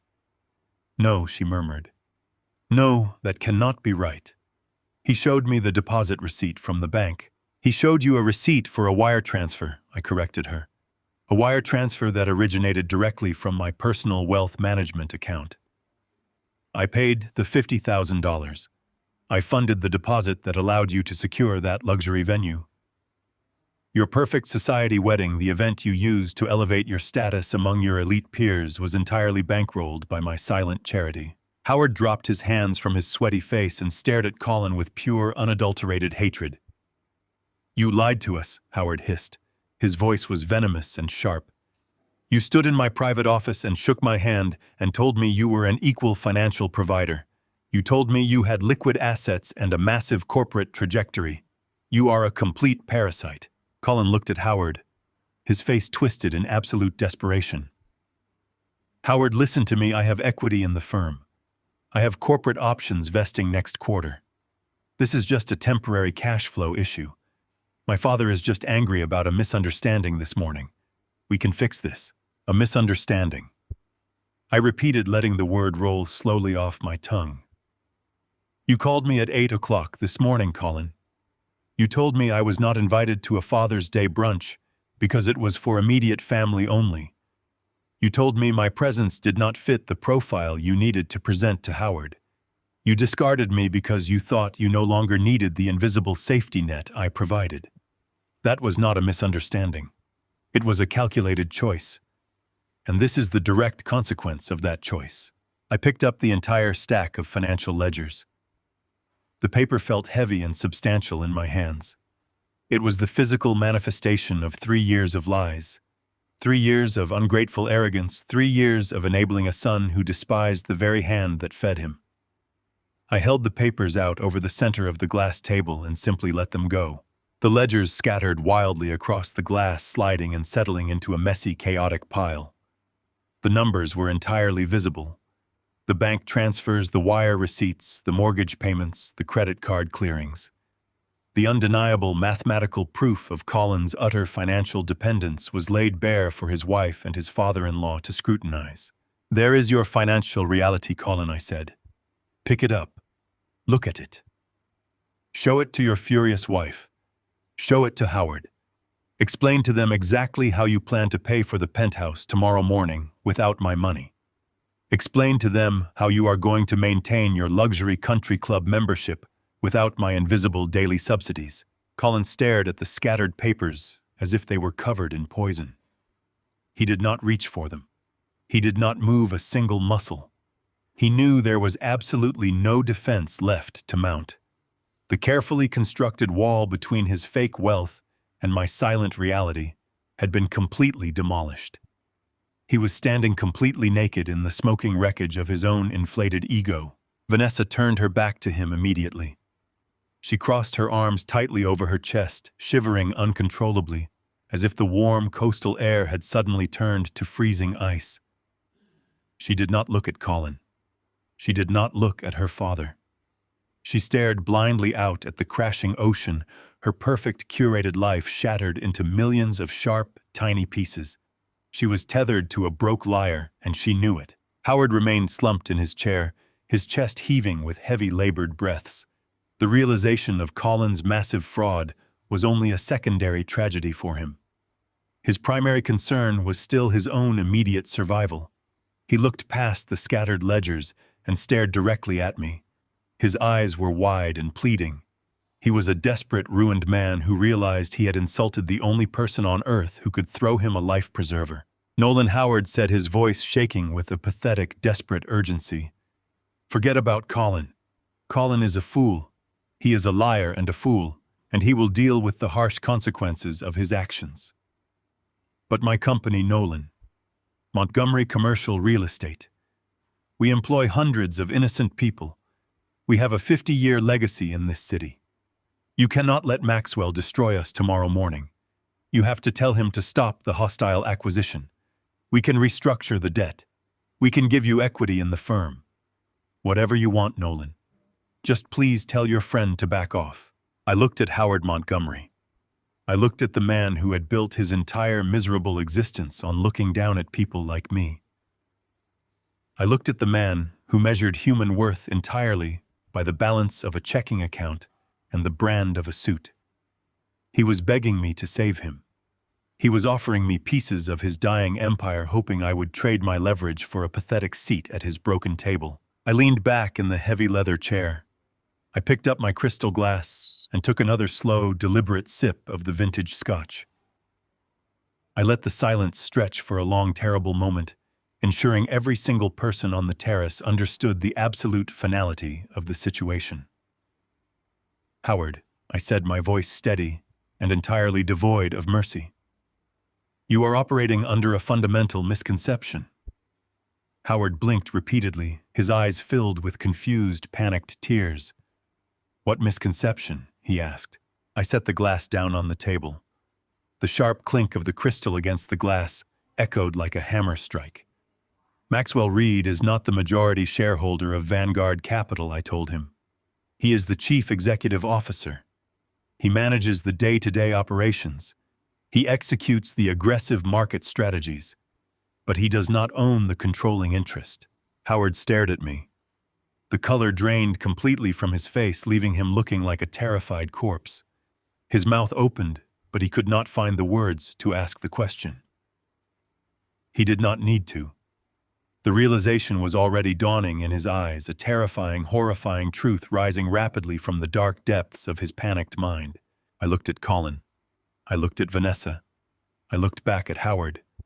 I raised my right hand and tapped my index finger against the glass table, resting it directly on top of the confidential acquisition files for Montgomery Commercial Real Estate. I am the majority shareholder, Howard, I said. I own Vanguard Capital, and tomorrow morning I am going to liquidate your entire life. Howard slammed his heavy hand flat against the glass surface of the table. The sharp crack echoed loudly across the limestone terrace, cutting through the steady ambient sound of the crashing ocean waves. He was breathing heavily, his chest puffing out in a desperate attempt to summon the ghost of his former authority. The aggressive corporate titan, who had terrorized boardrooms for 3 decades, was trying to claw his way back to the surface. He glared at me with absolute contempt, completely ignoring the shattered financial ledgers belonging to my son. Nolan, this has gone far enough, Howard said, his voice rising in volume and echoing off the glass walls of the estate. You have made your petty point. You humiliated the boy. You embarrassed my daughter. Now I demand that you stop playing these ridiculous family games and show some respect for the real world. We are talking about Montgomery Commercial Real Estate. We are talking about a 50-year institution. We are talking about hundreds of jobs. I did not blink. I did not shift my posture. I simply took another slow, measured drag of my cigar, letting the blue smoke curl around my fingers. Howard pointed a trembling, sweaty finger directly at my face. You do not get to sit in another man's house and act like you hold the cards, he barked. I do not know what kind of charitable arrangement you have with Maxwell Reed. I do not care if you saved his life 30 years ago or if you build custom cabinets for his kitchen. You are entirely out of your depth. I need to speak with the man who actually controls this firm. I am not negotiating my legacy with a retired suburban mechanic. I turned my head slowly and looked at Howard. His face was a mask of desperate, furious denial. He was clinging blindly to the only worldview he understood. In his rigid mind, people who wore practical clothes and lived in modest neighborhoods could never possess true power. He desperately needed me to be a fraud, so his own reality could remain intact. If I was powerful, it meant his entire value system was a lie. You demand respect, I said. The words hung in the warm coastal air, heavy and absolute. You excluded me from your table this morning because I did not fit your curated aesthetic. You decided my presence was a stain on your perfectly manicured life. You banished me from a day meant for fathers because I did not look the part of a wealthy patriarch. Now you are standing at my table begging for your survival. Howard scoffed, a harsh, ugly sound escaping his throat. Your table, he repeated, mocking the phrase with a shake of his head. This is not your table, Nolan. This is Vanguard Capital. I leaned forward. I rested my forearms on the cool glass, pushing Colin's discarded ledgers to the side. I looked deep into Howard's panicked, bloodshot eyes. Let us talk about your institution, Howard. Let us talk about the 50-year legacy you are so desperate to protect. 2 years ago, you took out a massive bridge loan to cover the failing renovations on your downtown commercial plaza. You used your flagship properties as collateral, believing the retail market would rebound.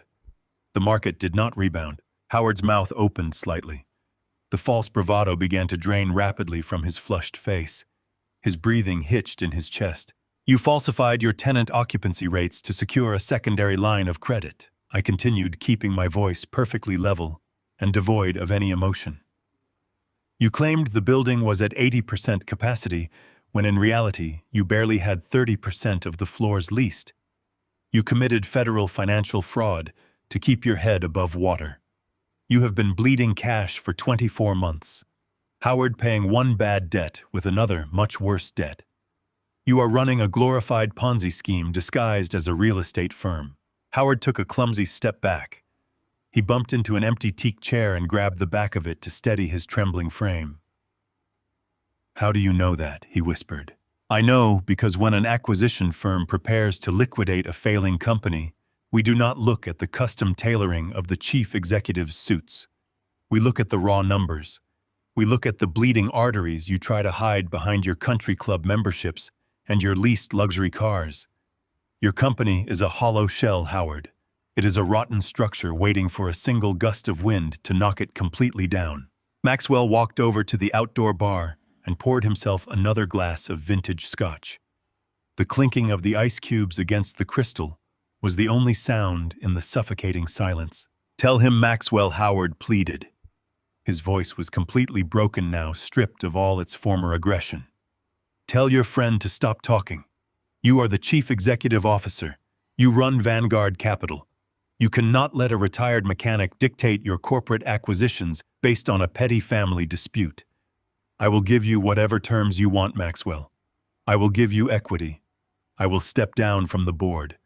Just do not liquidate my life. Maxwell took a slow sip of his drink. He did not look at Howard. He kept his eyes focused entirely on the distant ocean horizon.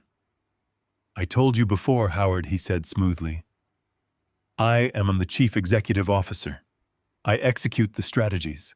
I manage the day-to-day operations of the firm. But I answer strictly to the board of directors. And the board answers to the majority shareholder. Howard stared at Maxwell. He shook his head slowly side to side. Then who is it? He begged. Who owns the debt? I reached to my left.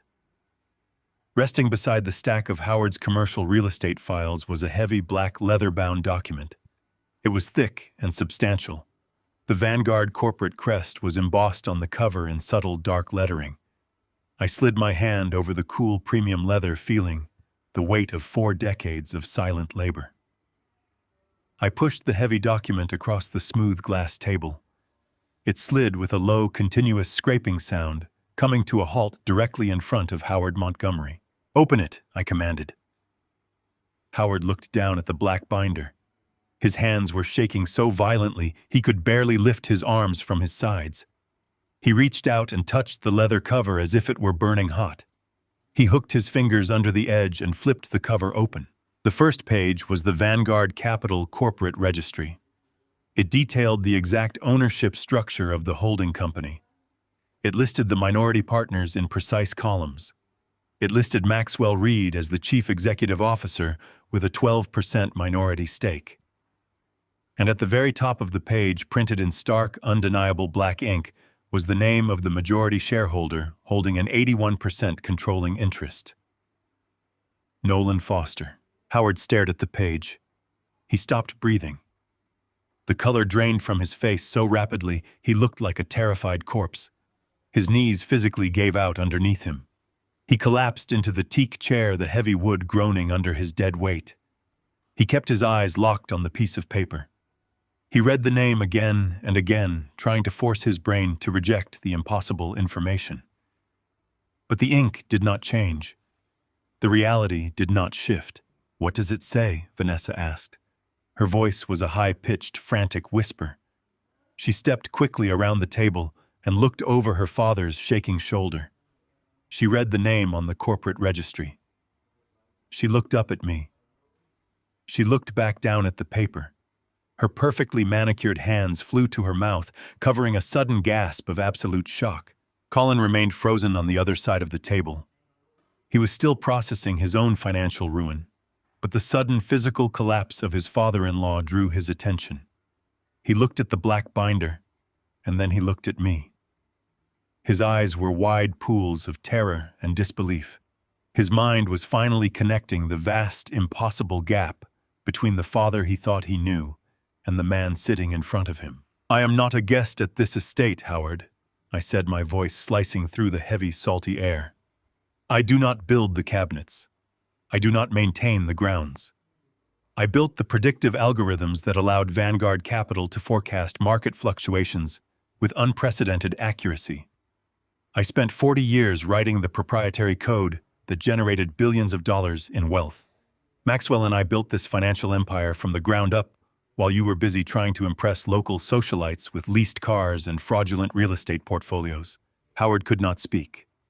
His jaw moved up and down, but no words came out. The man who had spent his entire life looking down on the working class had just discovered that the man he despised was his absolute master. The blue-collar peasant owned the kingdom. "I bought your debt." "Howard," I continued, pressing the reality deep into his fractured mind.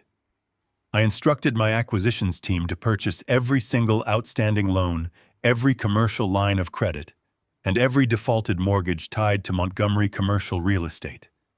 I bought it all for pennies on the dollar because the financial markets know your company is worthless. I own your flagship properties. I own your downtown plaza. I own the dirt beneath your feet." Vanessa began to cry. It was not a quiet, dignified cry. It was an ugly, desperate, heaving sob. She was watching her entire universe dissolve into ash. The generational wealth she thought made her invincible was a complete illusion. She had married a man who survived entirely on a secret allowance. She was the daughter of a man who owned nothing but bad debt and federal fraud liabilities. The elite socialite had become a complete pauper in the span of 20 minutes. She was entirely bankrupt in every possible sense of the word. "You cannot do this," Howard finally choked out. His voice was a pathetic, raspy wheeze. "We are family, Nolan. My daughter is married to your son. We share a bond. You cannot liquidate my company. I will be ruined. I will face federal charges for the loan applications. I will go to prison. I will lose my home. I will lose absolutely everything." I leaned back in my chair. I looked at the three of them standing there, completely stripped of their masks and their armor. They were just ordinary, terrified people now facing the brutal, unyielding consequences of their own extraordinary arrogance. "You made a point to remind Colin this morning that your Father's Day brunch was a highly exclusive event," I said. "You wanted to make sure only the right kind of people sat at your table. You did not want the embarrassment of a blue-collar mechanic dragging down your pristine social standing. You wanted immediate family only." I took a slow drag of my cigar. The thick, rich smoke curled upwards, dissolving perfectly into the clear blue sky. "I am simply honoring your strict request, Howard," I told him. "I am permanently removing myself from your life. I am removing my money from Colin's bank accounts. I am removing my secret subsidies from Vanessa's luxurious lifestyle. And tomorrow morning, the second the financial markets open, I am removing Montgomery commercial real estate from the map." Colin fell to his knees on the hard limestone terrace. He did not care about wrinkling his designer suit anymore. He did not care about maintaining his stoic corporate image. He placed his hands flat on the ground and looked up at me with tears streaming rapidly down his face. "Dad, I am sorry," he sobbed, his chest heaving. "I am so sorry. I was wrong. I was stupid. Please do not take everything away. I will change. I will leave Vanessa. I will divorce her today. I will leave the logistics firm. I will come work for you at Vanguard. Please, Dad, just forgive me. I looked down at my son. The boy I had protected and shielded for his entire life was begging me to save him from a fire he had started with his own 2 hands. He was offering to throw his wife and his father-in-law to the wolves just to save his own skin. It was the most painful thing a father could ever witness, but it was also the most necessary. I had spent decades trying to buy his character. I had spent millions trying to pave a safe road for him. It had only made him weak, selfish, and arrogant. It had only made him susceptible to the toxic influence of people like Vanessa and Howard. You cannot buy forgiveness, Colin, I said, my voice softening just a fraction, but remaining perfectly firm. You cannot negotiate your way out of the person you have willingly chosen to become. You threw away your loyalty for the illusion of status. You wanted to be a self-made man. You wanted to live exclusively in the elite world. Now you are going to find out exactly what it costs to survive there without my money protecting you. I stood up from the table. The movement was slow, steady, and deliberate. I buttoned my suit jacket and looked over at Maxwell. He nodded silently, stepping away from the glass railing. The execution was complete. The facade was entirely stripped away. The natural order of things had been restored. The security guards who had escorted them up the driveway stepped forward from the dark shadows of the terrace doors. Their sudden, imposing presence was a silent, undeniable command. The meeting was officially over. "Show our guests to the gate," I said. My voice was empty of all emotion, leaving nothing but the cold truth behind. "They have a very long walk down the hill." The truth hung in this coastal air, heavy and absolute. I watched the realization slowly crush the 3 people standing in front of me. The corporate registry sat on the glass table, a silent witness to their total destruction. The printed page with my name at the top was a guillotine hanging directly over their necks. Howard stared at the document, as if the ink were made of pure poison. His breath came in shallow, ragged gasps, his chest heaving under his ruined linen suit.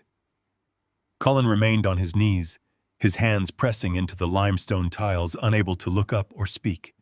He was entirely paralyzed by the magnitude of his exposure. It was Vanessa who finally broke the silence. She stepped back from her husband, her face twisting from shock into a mask of pure revulsion. She looked down at Colin, shivering uncontrollably in the warm afternoon sun.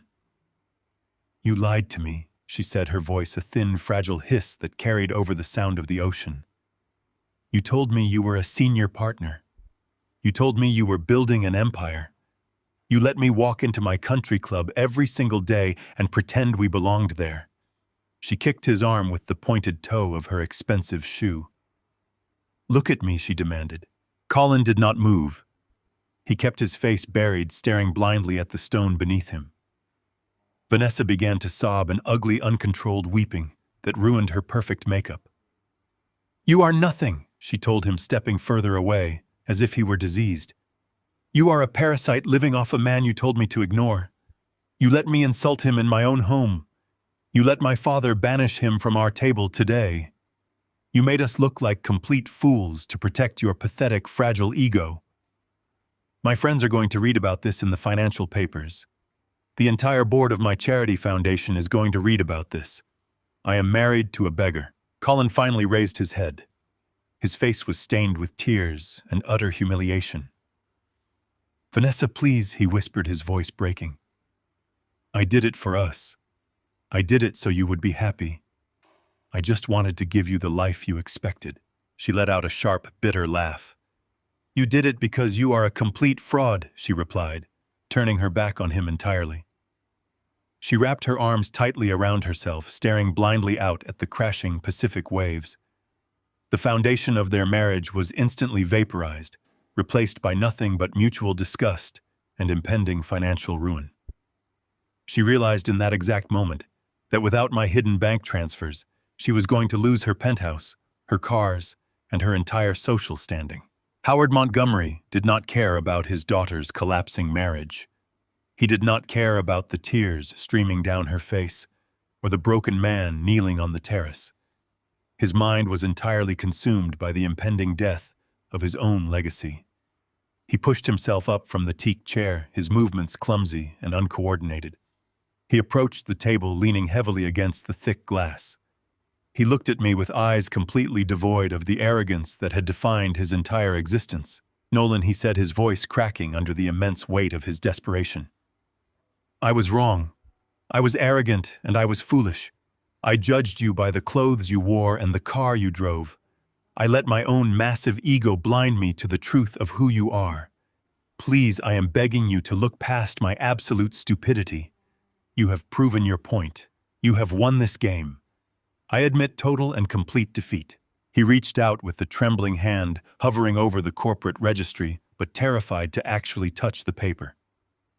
"Do not liquidate the firm, Nolan," he pleaded. "I will give you everything you want. I will transfer my remaining equity directly to Vanguard Capital today. I will step down as chairman immediately and leave the city. You can put your own people on the board of directors. You can restructure the debt however you see fit and take all the profits. Just let the Montgomery name survive. Let the company operate. I have hundreds of employees who depend on me for their livelihood. I have 50 years of family history tied up in those downtown commercial properties. If you liquidate the assets, the banks will pursue federal fraud charges against me for the exaggerated occupancy rates on my recent loan applications. I will go to federal prison, Nolan. I will die in a concrete cell. Please, we are family. I know I forgot that fact today, but I am remembering it now. I am begging you as a father to show mercy." I listened to his desperate, pathetic speech without shifting my posture. I looked at the sweat dripping from his chin and staining his collar. He was pulling every possible emotional lever, trying to invoke family and legacy and the fate of his employees. But I knew the absolute truth. Howard did not care about his employees. He only cared about his freedom and his country club status. I picked up my premium cigar and took a slow, deliberate drag. The tip glowed bright orange in the fading sunlight. I exhaled the thick smoke, letting it drift across the table toward his sweating face. "You are right about one thing, Howard," I said, my voice perfectly level and devoid of any sympathy. "You are a fool. But you are wrong about absolutely everything else. We are not family. You made that definitively clear this morning when you refused to let me sit at your table. And I am not doing this to prove a petty point. I am doing this because Montgomery Commercial Real Estate is a massive, toxic asset." I gestured toward the acquisition files resting on the glass table. "You built an empire on bad paper and highly inflated numbers," I told him.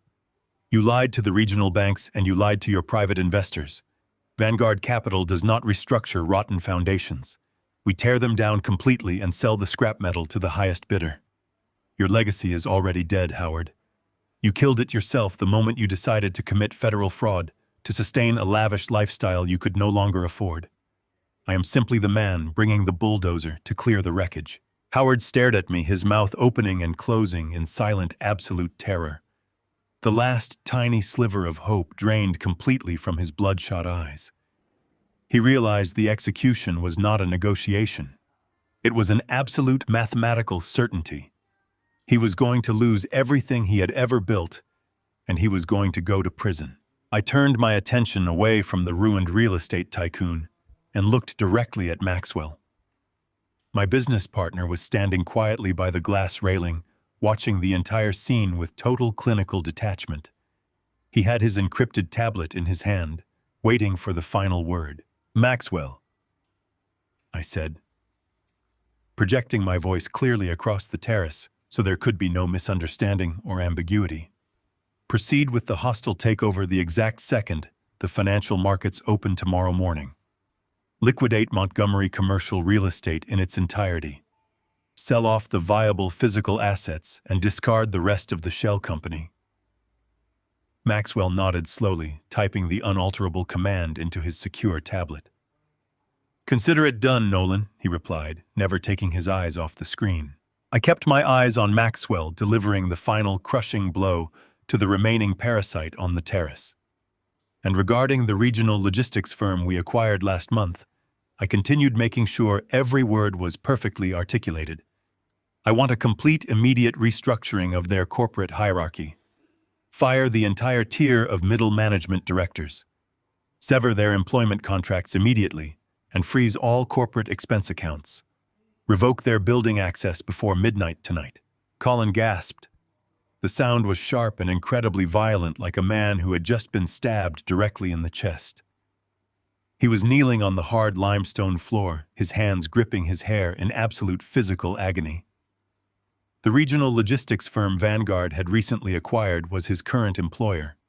He was a middle management director. His brain finally caught up to the terrifying reality of the command I had just given. He realized he was not just losing his secret monthly allowance. He was not just losing his luxury downtown penthouse and his elite country club membership. He had just been officially and publicly terminated by his own father. "Dad, no!" Colin screamed, his voice echoing wildly off the limestone walls and carrying out over the crashing ocean. "Please, you cannot do this. You just fired me. You just took my job. I have absolutely nothing left. How am I supposed to survive?" I looked down at my son. His expensive designer suit was covered in gray dust from the terrace floor. His face was a mask of total devastation and pathetic entitlement.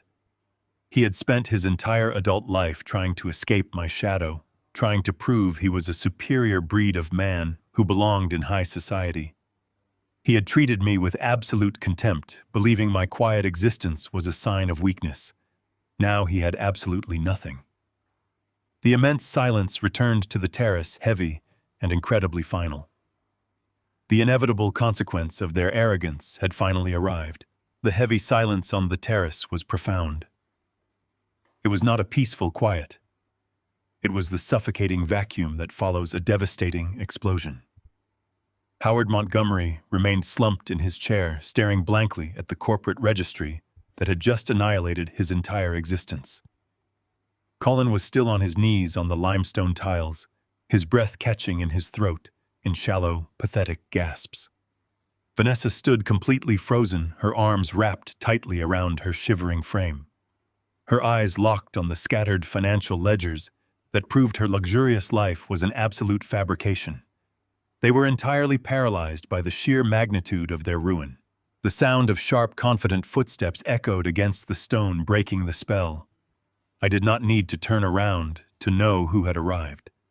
Sylvia Croft walked out onto the terrace. She wore a tailored charcoal suit, her posture impeccably straight, and her expression entirely devoid of sympathy. Sylvia was my personal attorney and the chief legal counsel for my private holdings. She carried a sleek leather briefcase under her arm, moving with the predatory grace of a woman who was exceedingly good at dismantling people who believed they were untouchable. Maxwell acknowledged her with a slight nod before turning his gaze back to the ocean. Sylvia stopped at the edge of the glass table. She looked down at Colin kneeling on the floor and then cast a brief dismissive glance at Howard. She did not offer a greeting. She did not offer a polite introduction. She simply unclasped her briefcase and pulled out a thick stack of legal documents bound by a heavy blue clip. "Colin Foster and Vanessa Montgomery," she stated, her voice ringing out with absolute professional detachment. "I am Sylvia Croft. I represent Horizon Holdings Management. I am here to formally serve you with a notice of immediate lease termination and eviction." Vanessa gasped, stepping backward, as if Sylvia had pulled a weapon from her briefcase. "Eviction," Vanessa repeated, her voice trembling violently. "What are you talking about? We own our penthouse. We have the deed. Colin bought that property 3 years ago." Colin squeezed his eyes shut and let out a wretched, sobbing groan. He pressed his forehead against the cold stone floor, refusing to look at his wife. He knew exactly what Sylvia was holding. "You do not own the penthouse, Vanessa," I said, my voice slicing through the thick coastal air. "You have never owned the penthouse. When Colin came to me 3 years ago, desperate to secure a property in your elite downtown district, he did not have the credit or the liquid capital to cover the down payment. He was drowning in consumer debt, trying to keep up with your expensive tastes. No bank on the planet would approve him for a multi-million-dollar mortgage. Vanessa stared at me, her perfect face twisting in absolute confusion. "But our names are on the residential registry," she stammered. "We pay the property taxes. We are part of the owners' association." Sylvia placed the bound documents directly in front of Vanessa. "Your names are on a residential lease agreement, Mrs. Foster."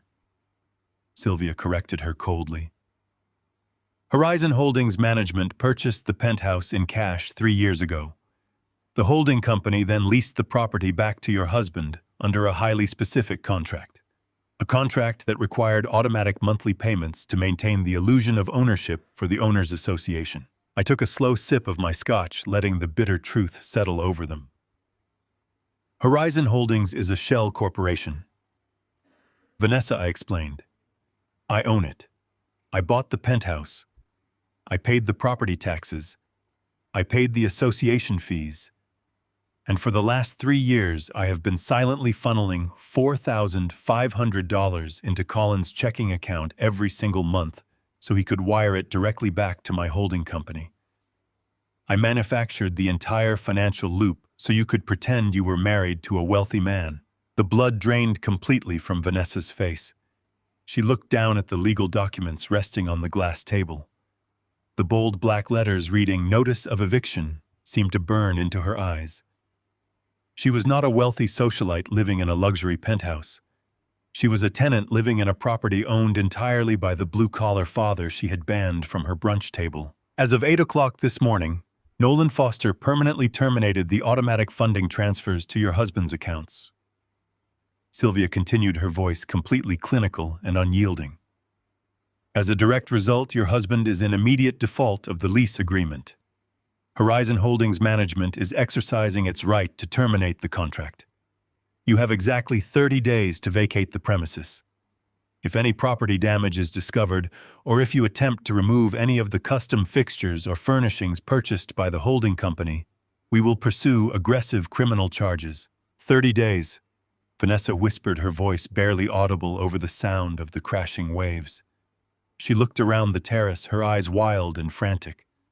"Where are we supposed to go? We do not have any money." "Colin, you told me we had investments. You told me we had a portfolio." Colin slowly pushed himself up from the floor. He sat back on his heels, his designer suit covered in gray dust. He looked at his wife with a mixture of profound shame and sudden defensive anger. "I had to tell you that, Vanessa," he shouted, his voice cracking. "You demanded a lifestyle I could not afford. You wanted the penthouse. You wanted the country club. You wanted the trips to Europe and the designer clothes. Do you have any idea what it costs to keep you happy? Do you have any idea how much pressure I was under to pretend I was on the same level as your father? Do not blame my daughter for your pathetic incompetence." Howard suddenly bellowed, finding a sudden burst of hypocritical outrage. "You lied to us. You sat in my home and drank my wine and pretended you were an equal. You are nothing but a common grifter. You conned your way into my family." Colin scrambled to his feet, his fists clenched at his sides. He pointed a shaking finger directly at Howard.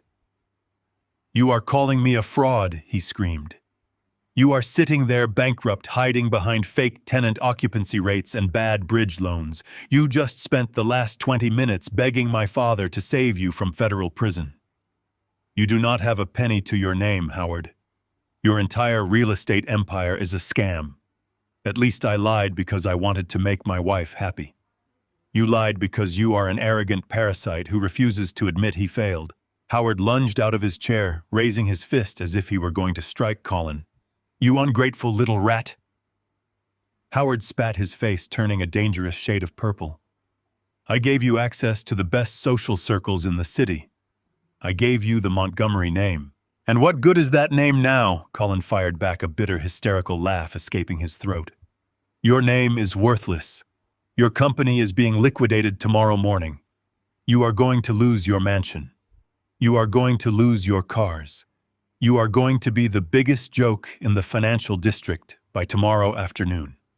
Do not stand there and lecture me about lying when you are about to be indicted for federal fraud." "Stop it!"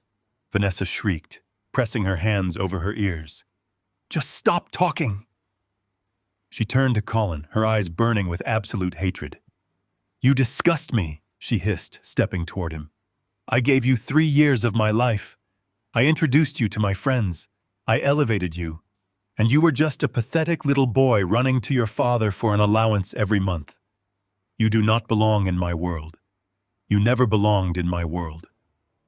I want a divorce. I am calling my attorneys tomorrow morning, and I am taking everything you have left." Colin stared at her, his face twisting in a sneer of pure vindictive realization. "Taking what, Vanessa?" he asked, spreading his arms wide. "Taking what, exactly?" "Look around. Look at the papers on the table. I do not own the penthouse. I do not own the cars. My bank accounts are frozen, and I was just fired from my corporate director position. I have 0 assets. I have 0 income. There is absolutely nothing left for you to take. You married me for money, and the money is completely gone." Vanessa staggered backward as the absolute finality of her situation hit her. She turned toward her father, her eyes wide with desperate pleading. "Dad," she sobbed, running over to Howard and grabbing his arm. "Dad, you have to fix this. You have to call the lawyers. We can move back into the estate. We can stay at the summer house until the divorce is finalized. You have to help me." Howard looked at his daughter, and then he looked down at the Vanguard Capital corporate registry, still resting on the table. He slowly pulled his arm out of her grasp. His expression was completely hollow.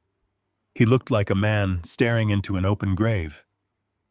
"Vanessa," he whispered, his voice trembling. "There is no summer house. The banks leveraged the summer house to cover the downtown plaza renovations. It is gone."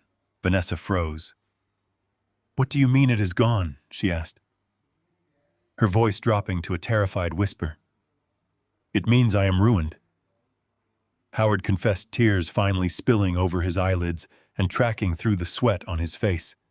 "It means Vanguard Capital owns the debt on the main estate as well. If Nolan liquidates the firm tomorrow, they will take the house. They will take everything. I cannot help you, Vanessa. I cannot even help myself. We have nothing." The illusion of the powerful, untouchable Montgomery family completely shattered in that exact moment. The grand alliance they had formed to keep me out of their elite circle had collapsed, turning them into a pit of vipers turning on one another. The polite, refined manners of the country club were gone.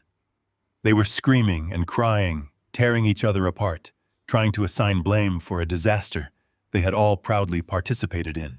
Vanessa fell into the empty teak chair, burying her face in her hands and sobbing hysterically. She was mourning the death of her social status. She was mourning the loss of the only thing she truly loved, which was the perception of her own superiority.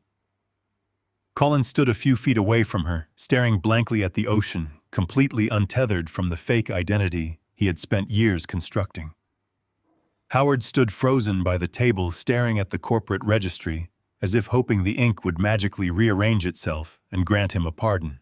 I sat at the head of the table, watching the absolute destruction of their toxic dynamic. I did not feel a single ounce of guilt. I had not destroyed them. I had simply stopped propping them up. They had built a massive, heavy structure out of lies, arrogance, and entitlement. I was just the man holding the support beam. The moment I stepped away, the entire structure collapsed under its own miserable weight. Sylvia stepped back from the table, having successfully delivered the devastating legal blow. She stood professionally beside Maxwell, watching the implosion with cold detachment. They were professionals who understood that the financial world is a brutal ecosystem, where arrogance is heavily penalized and leverage is absolute. I looked at my son one final time. He was a stranger to me now. He had chosen this path. He had chosen these people over his own flesh and blood. He had demanded immediate family only. Now he was going to experience exactly what it meant to rely solely on the people he had chosen to worship. "You have your eviction notice, Colin," I said, my voice perfectly calm, cutting effortlessly through Vanessa's loud sobbing. "You have 30 days to gather whatever personal belongings you actually purchased with your own money and vacate my property. I suggest you start packing tonight. I hear the rental market is incredibly competitive right now. Colin did not look at me. He just nodded slowly, completely broken and entirely defeated. And Howard, I added, turning my gaze to the ruined real estate tycoon. I suggest you call your attorneys immediately. When the financial markets open tomorrow morning, the liquidation process will be swift and entirely merciless. You should prepare yourself for the federal inquiries. They are going to audit every single false document you filed over the last 2 years. I stood up from the heavy leather chair. I buttoned my suit jacket and picked up my dead cell phone from the glass table. I did not offer them a goodbye. I did not offer them a parting word of advice. They had stolen my time, they had insulted my character, and they had drained my resources. I was entirely finished with them. Maxwell nodded to the security guards waiting by the terrace doors.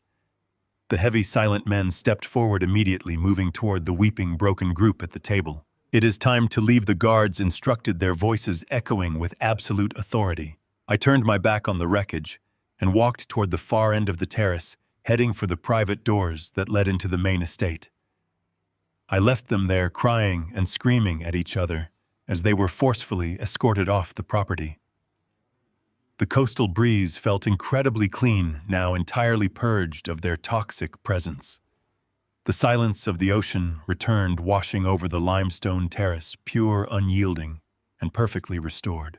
The heavy security guards stepped forward from the dark shadows of the terrace doors. They moved with absolute mechanical efficiency, their faces entirely blank and professional. They did not speak a single word of instruction. They simply placed their large hands on the shoulders of the 3 ruined people standing around my glass table. Howard Montgomery was the first to be physically moved. He stumbled forward, his legs barely able to support his own weight. His expensive leather shoes scraped harshly against the limestone tiles. He looked back at me one last time, his eyes pleading for a miraculous last-minute pardon. But I offered him absolutely nothing. I did not smile. I did not frown. I simply watched him exist in his final moments of relevance to my life. He was a broken man heading toward a federal indictment, and he knew it. Vanessa was next. She was sobbing so violently, her entire body shook. She tried to pull away from the security guard, but his grip was firm and unyielding. The realization that her elite social status was entirely dead had completely shattered her mind. She turned her fury entirely on Colin. As they were marched toward the edge of the sweeping stone staircase, she screamed at him. She called him a miserable fraud and a pathetic failure. She told him he had destroyed her pristine life and that she would ensure he suffered deeply in the divorce. Colin did not fight back. He did not attempt to defend himself against her vicious verbal assault. My son walked with his head bowed, his shoulders slumped in total defeat. He was completely hollowed out by the absolute destruction of his fake reality. The arrogant corporate director, who had dismissed me over the phone just a few hours earlier, was completely gone. He was just a terrified boy who had finally touched the hot stove. He did not look at his screaming wife, and he did not look back at me. He simply let the guards guide him down the stone steps and onto the long, winding asphalt driveway. I remained seated at the head of the table. I listened to the sounds of their toxic arguments slowly fading into the distance.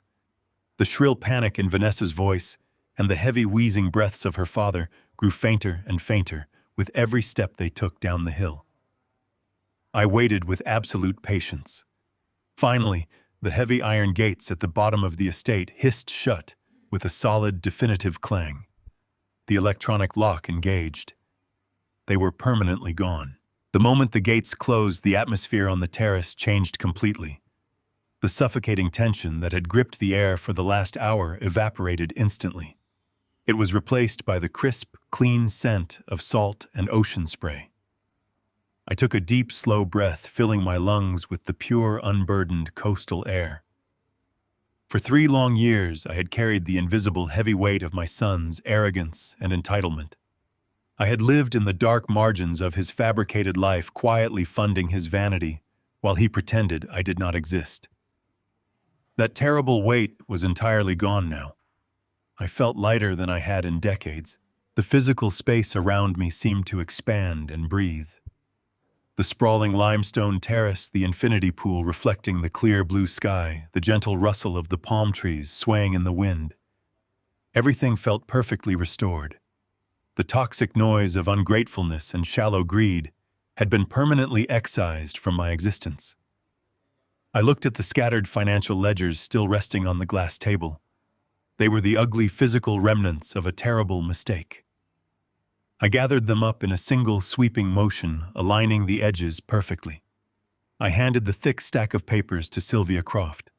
She took them without a word, sliding them efficiently back into her sleek leather briefcase. The execution was complete. The tumor had been successfully removed. Sylvia snapped the brass locks on her briefcase and pulled out a separate, heavy manila folder. She placed it exactly where the ledgers had been just moments ago. This was the final piece of the puzzle. This was the ultimate and absolute severance. "Nolan," she said, her voice calm and entirely professional, "these are the finalized documents regarding the permanent restructuring of your estate. I have dissolved the secondary trust completely. All automatic transfers to any external accounts have been permanently flagged and blocked by the banking authorities. Your liquid assets and your holding companies are now entirely insulated from any outside claims." I nodded slowly, looking down at the crisp white pages resting on the glass. My son had spent his entire adult life believing my wealth was his inherent biological birthright. He believed he could treat me with absolute contempt, exclude me from his life, and still reap the endless benefits of my lifelong labor. He thought he could extract my resources while denying my humanity. It was time to permanently correct that monumental error. Sylvia reached into her jacket pocket and placed a heavy gold fountain pen next to the open folder. "The new beneficiary directives are ready for your signature," she continued, her tone respectful but firm. "As we discussed last week, your entire personal fortune, your corporate equity and Vanguard capital, your commercial real estate holdings, and your liquid capital will be placed into an irrevocable blind trust. Upon your passing, the trust will fully endow the Foster Foundation for aspiring engineers." I listened to the words and felt a profound sense of rightness settle into my bones. The foundation would provide full academic scholarships and comprehensive living stipends for brilliant young minds who came from absolute poverty. It would fund the children of mechanics and laborers and factory workers who possessed the raw talent but lacked the financial resources to build their own empires. It would find the kids who understood the value of calloused hands and long hours. It would elevate the youth who possessed the grit and the fundamental honor my son had so easily discarded. I picked up the heavy gold pen. The cold metal felt solid and grounding against my skin. I looked at the blank signature line at the bottom of the legal page. I thought about the 40 years I had spent building my massive fortune. I thought about the endless, sleepless nights writing complex, predictive algorithms in a cramped, unheated garage. I thought about the massive sacrifices I had made to ensure Colin never had to struggle the way I did. I had desperately wanted to give him a perfect, frictionless life. I had wanted to shield him from the harsh, brutal realities of the world, but in my desperate, blind attempt to protect him, I had accidentally destroyed him. By removing every obstacle I had given him, everything except the struggle required to build a decent, resilient character. I had unknowingly funded his slow descent into shallow greed and pathetic elitism. I was not going to make that terrible mistake a second time. I pressed the nib of the pen against the thick parchment paper. I signed my name with smooth, deliberate, unyielding strokes. The dark ink flowed perfectly, binding my wealth to a cause that actually mattered. I was securing the future of thousands of young people who would respect the opportunity they were given. I slid the signed document back across the smooth glass table. Sylvia reviewed the signature, carefully nodded once, and placed the document into her secure folder. The legal tether was officially and permanently severed. Colin Foster was no longer my heir. He was just a man forced to survive on the merits of his own labor. Maxwell Reed walked slowly back to the table. He picked up his crystal glass of 30-year-old scotch. He looked at me with a quiet, profound understanding. We had built our massive empire together side by side. We had faced ruthless corporate predators and navigated incredibly volatile financial markets. We had destroyed rival firms and built holding companies from scratch. But we both knew that the absolute hardest battle a man can ever fight is the one against his own blood. It takes a massive amount of courage to build a kingdom, Maxwell said, his voice smooth and deeply resonant in the quiet afternoon air. But it takes an entirely different kind of strength to burn your own castle to the ground, just to purge the rats. I looked out at the vast, endless expanse of the Pacific Ocean. The water was a brilliant, deep sapphire blue, stretching out infinitely toward the horizon line. The sun was beginning its slow, dramatic descent, painting the edges of the sky in vibrant, magnificent shades of gold and burnt orange and deep violet. I did not burn the castle, Maxwell, I replied, picking up my own heavy crystal glass. I simply locked the iron gates. The castle remains perfectly intact.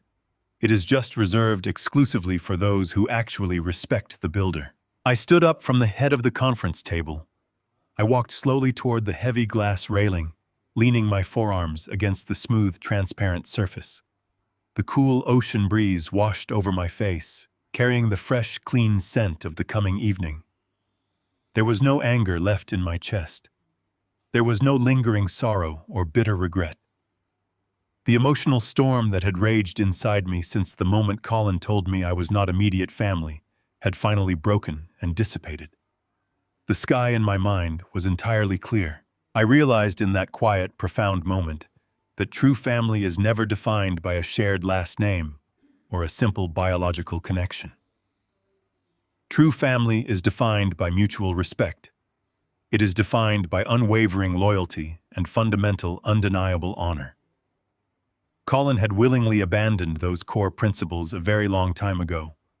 He had consciously chosen to worship at the altar of superficial status. He had chosen the shallow, empty, toxic world of the Montgomery family. Now he was going completely bankrupt in that exact same world.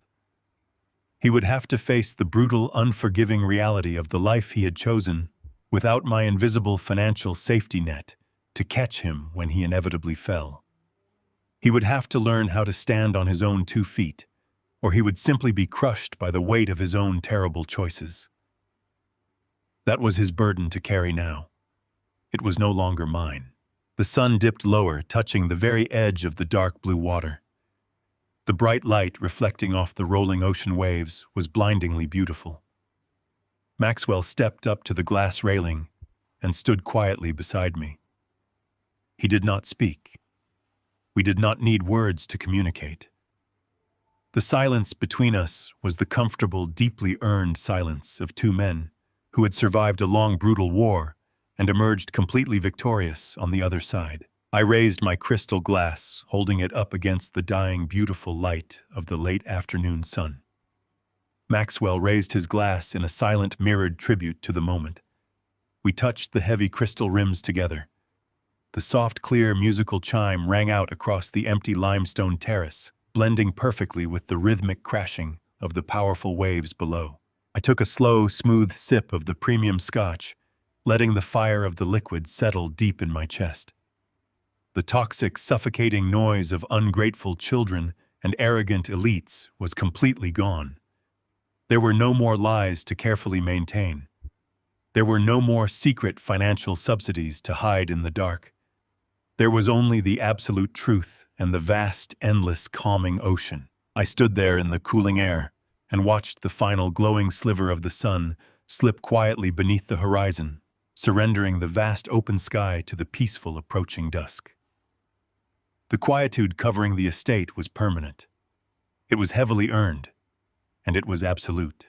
The most profound lesson to draw from this narrative is that true respect and fundamental character cannot be purchased or faked through superficial status.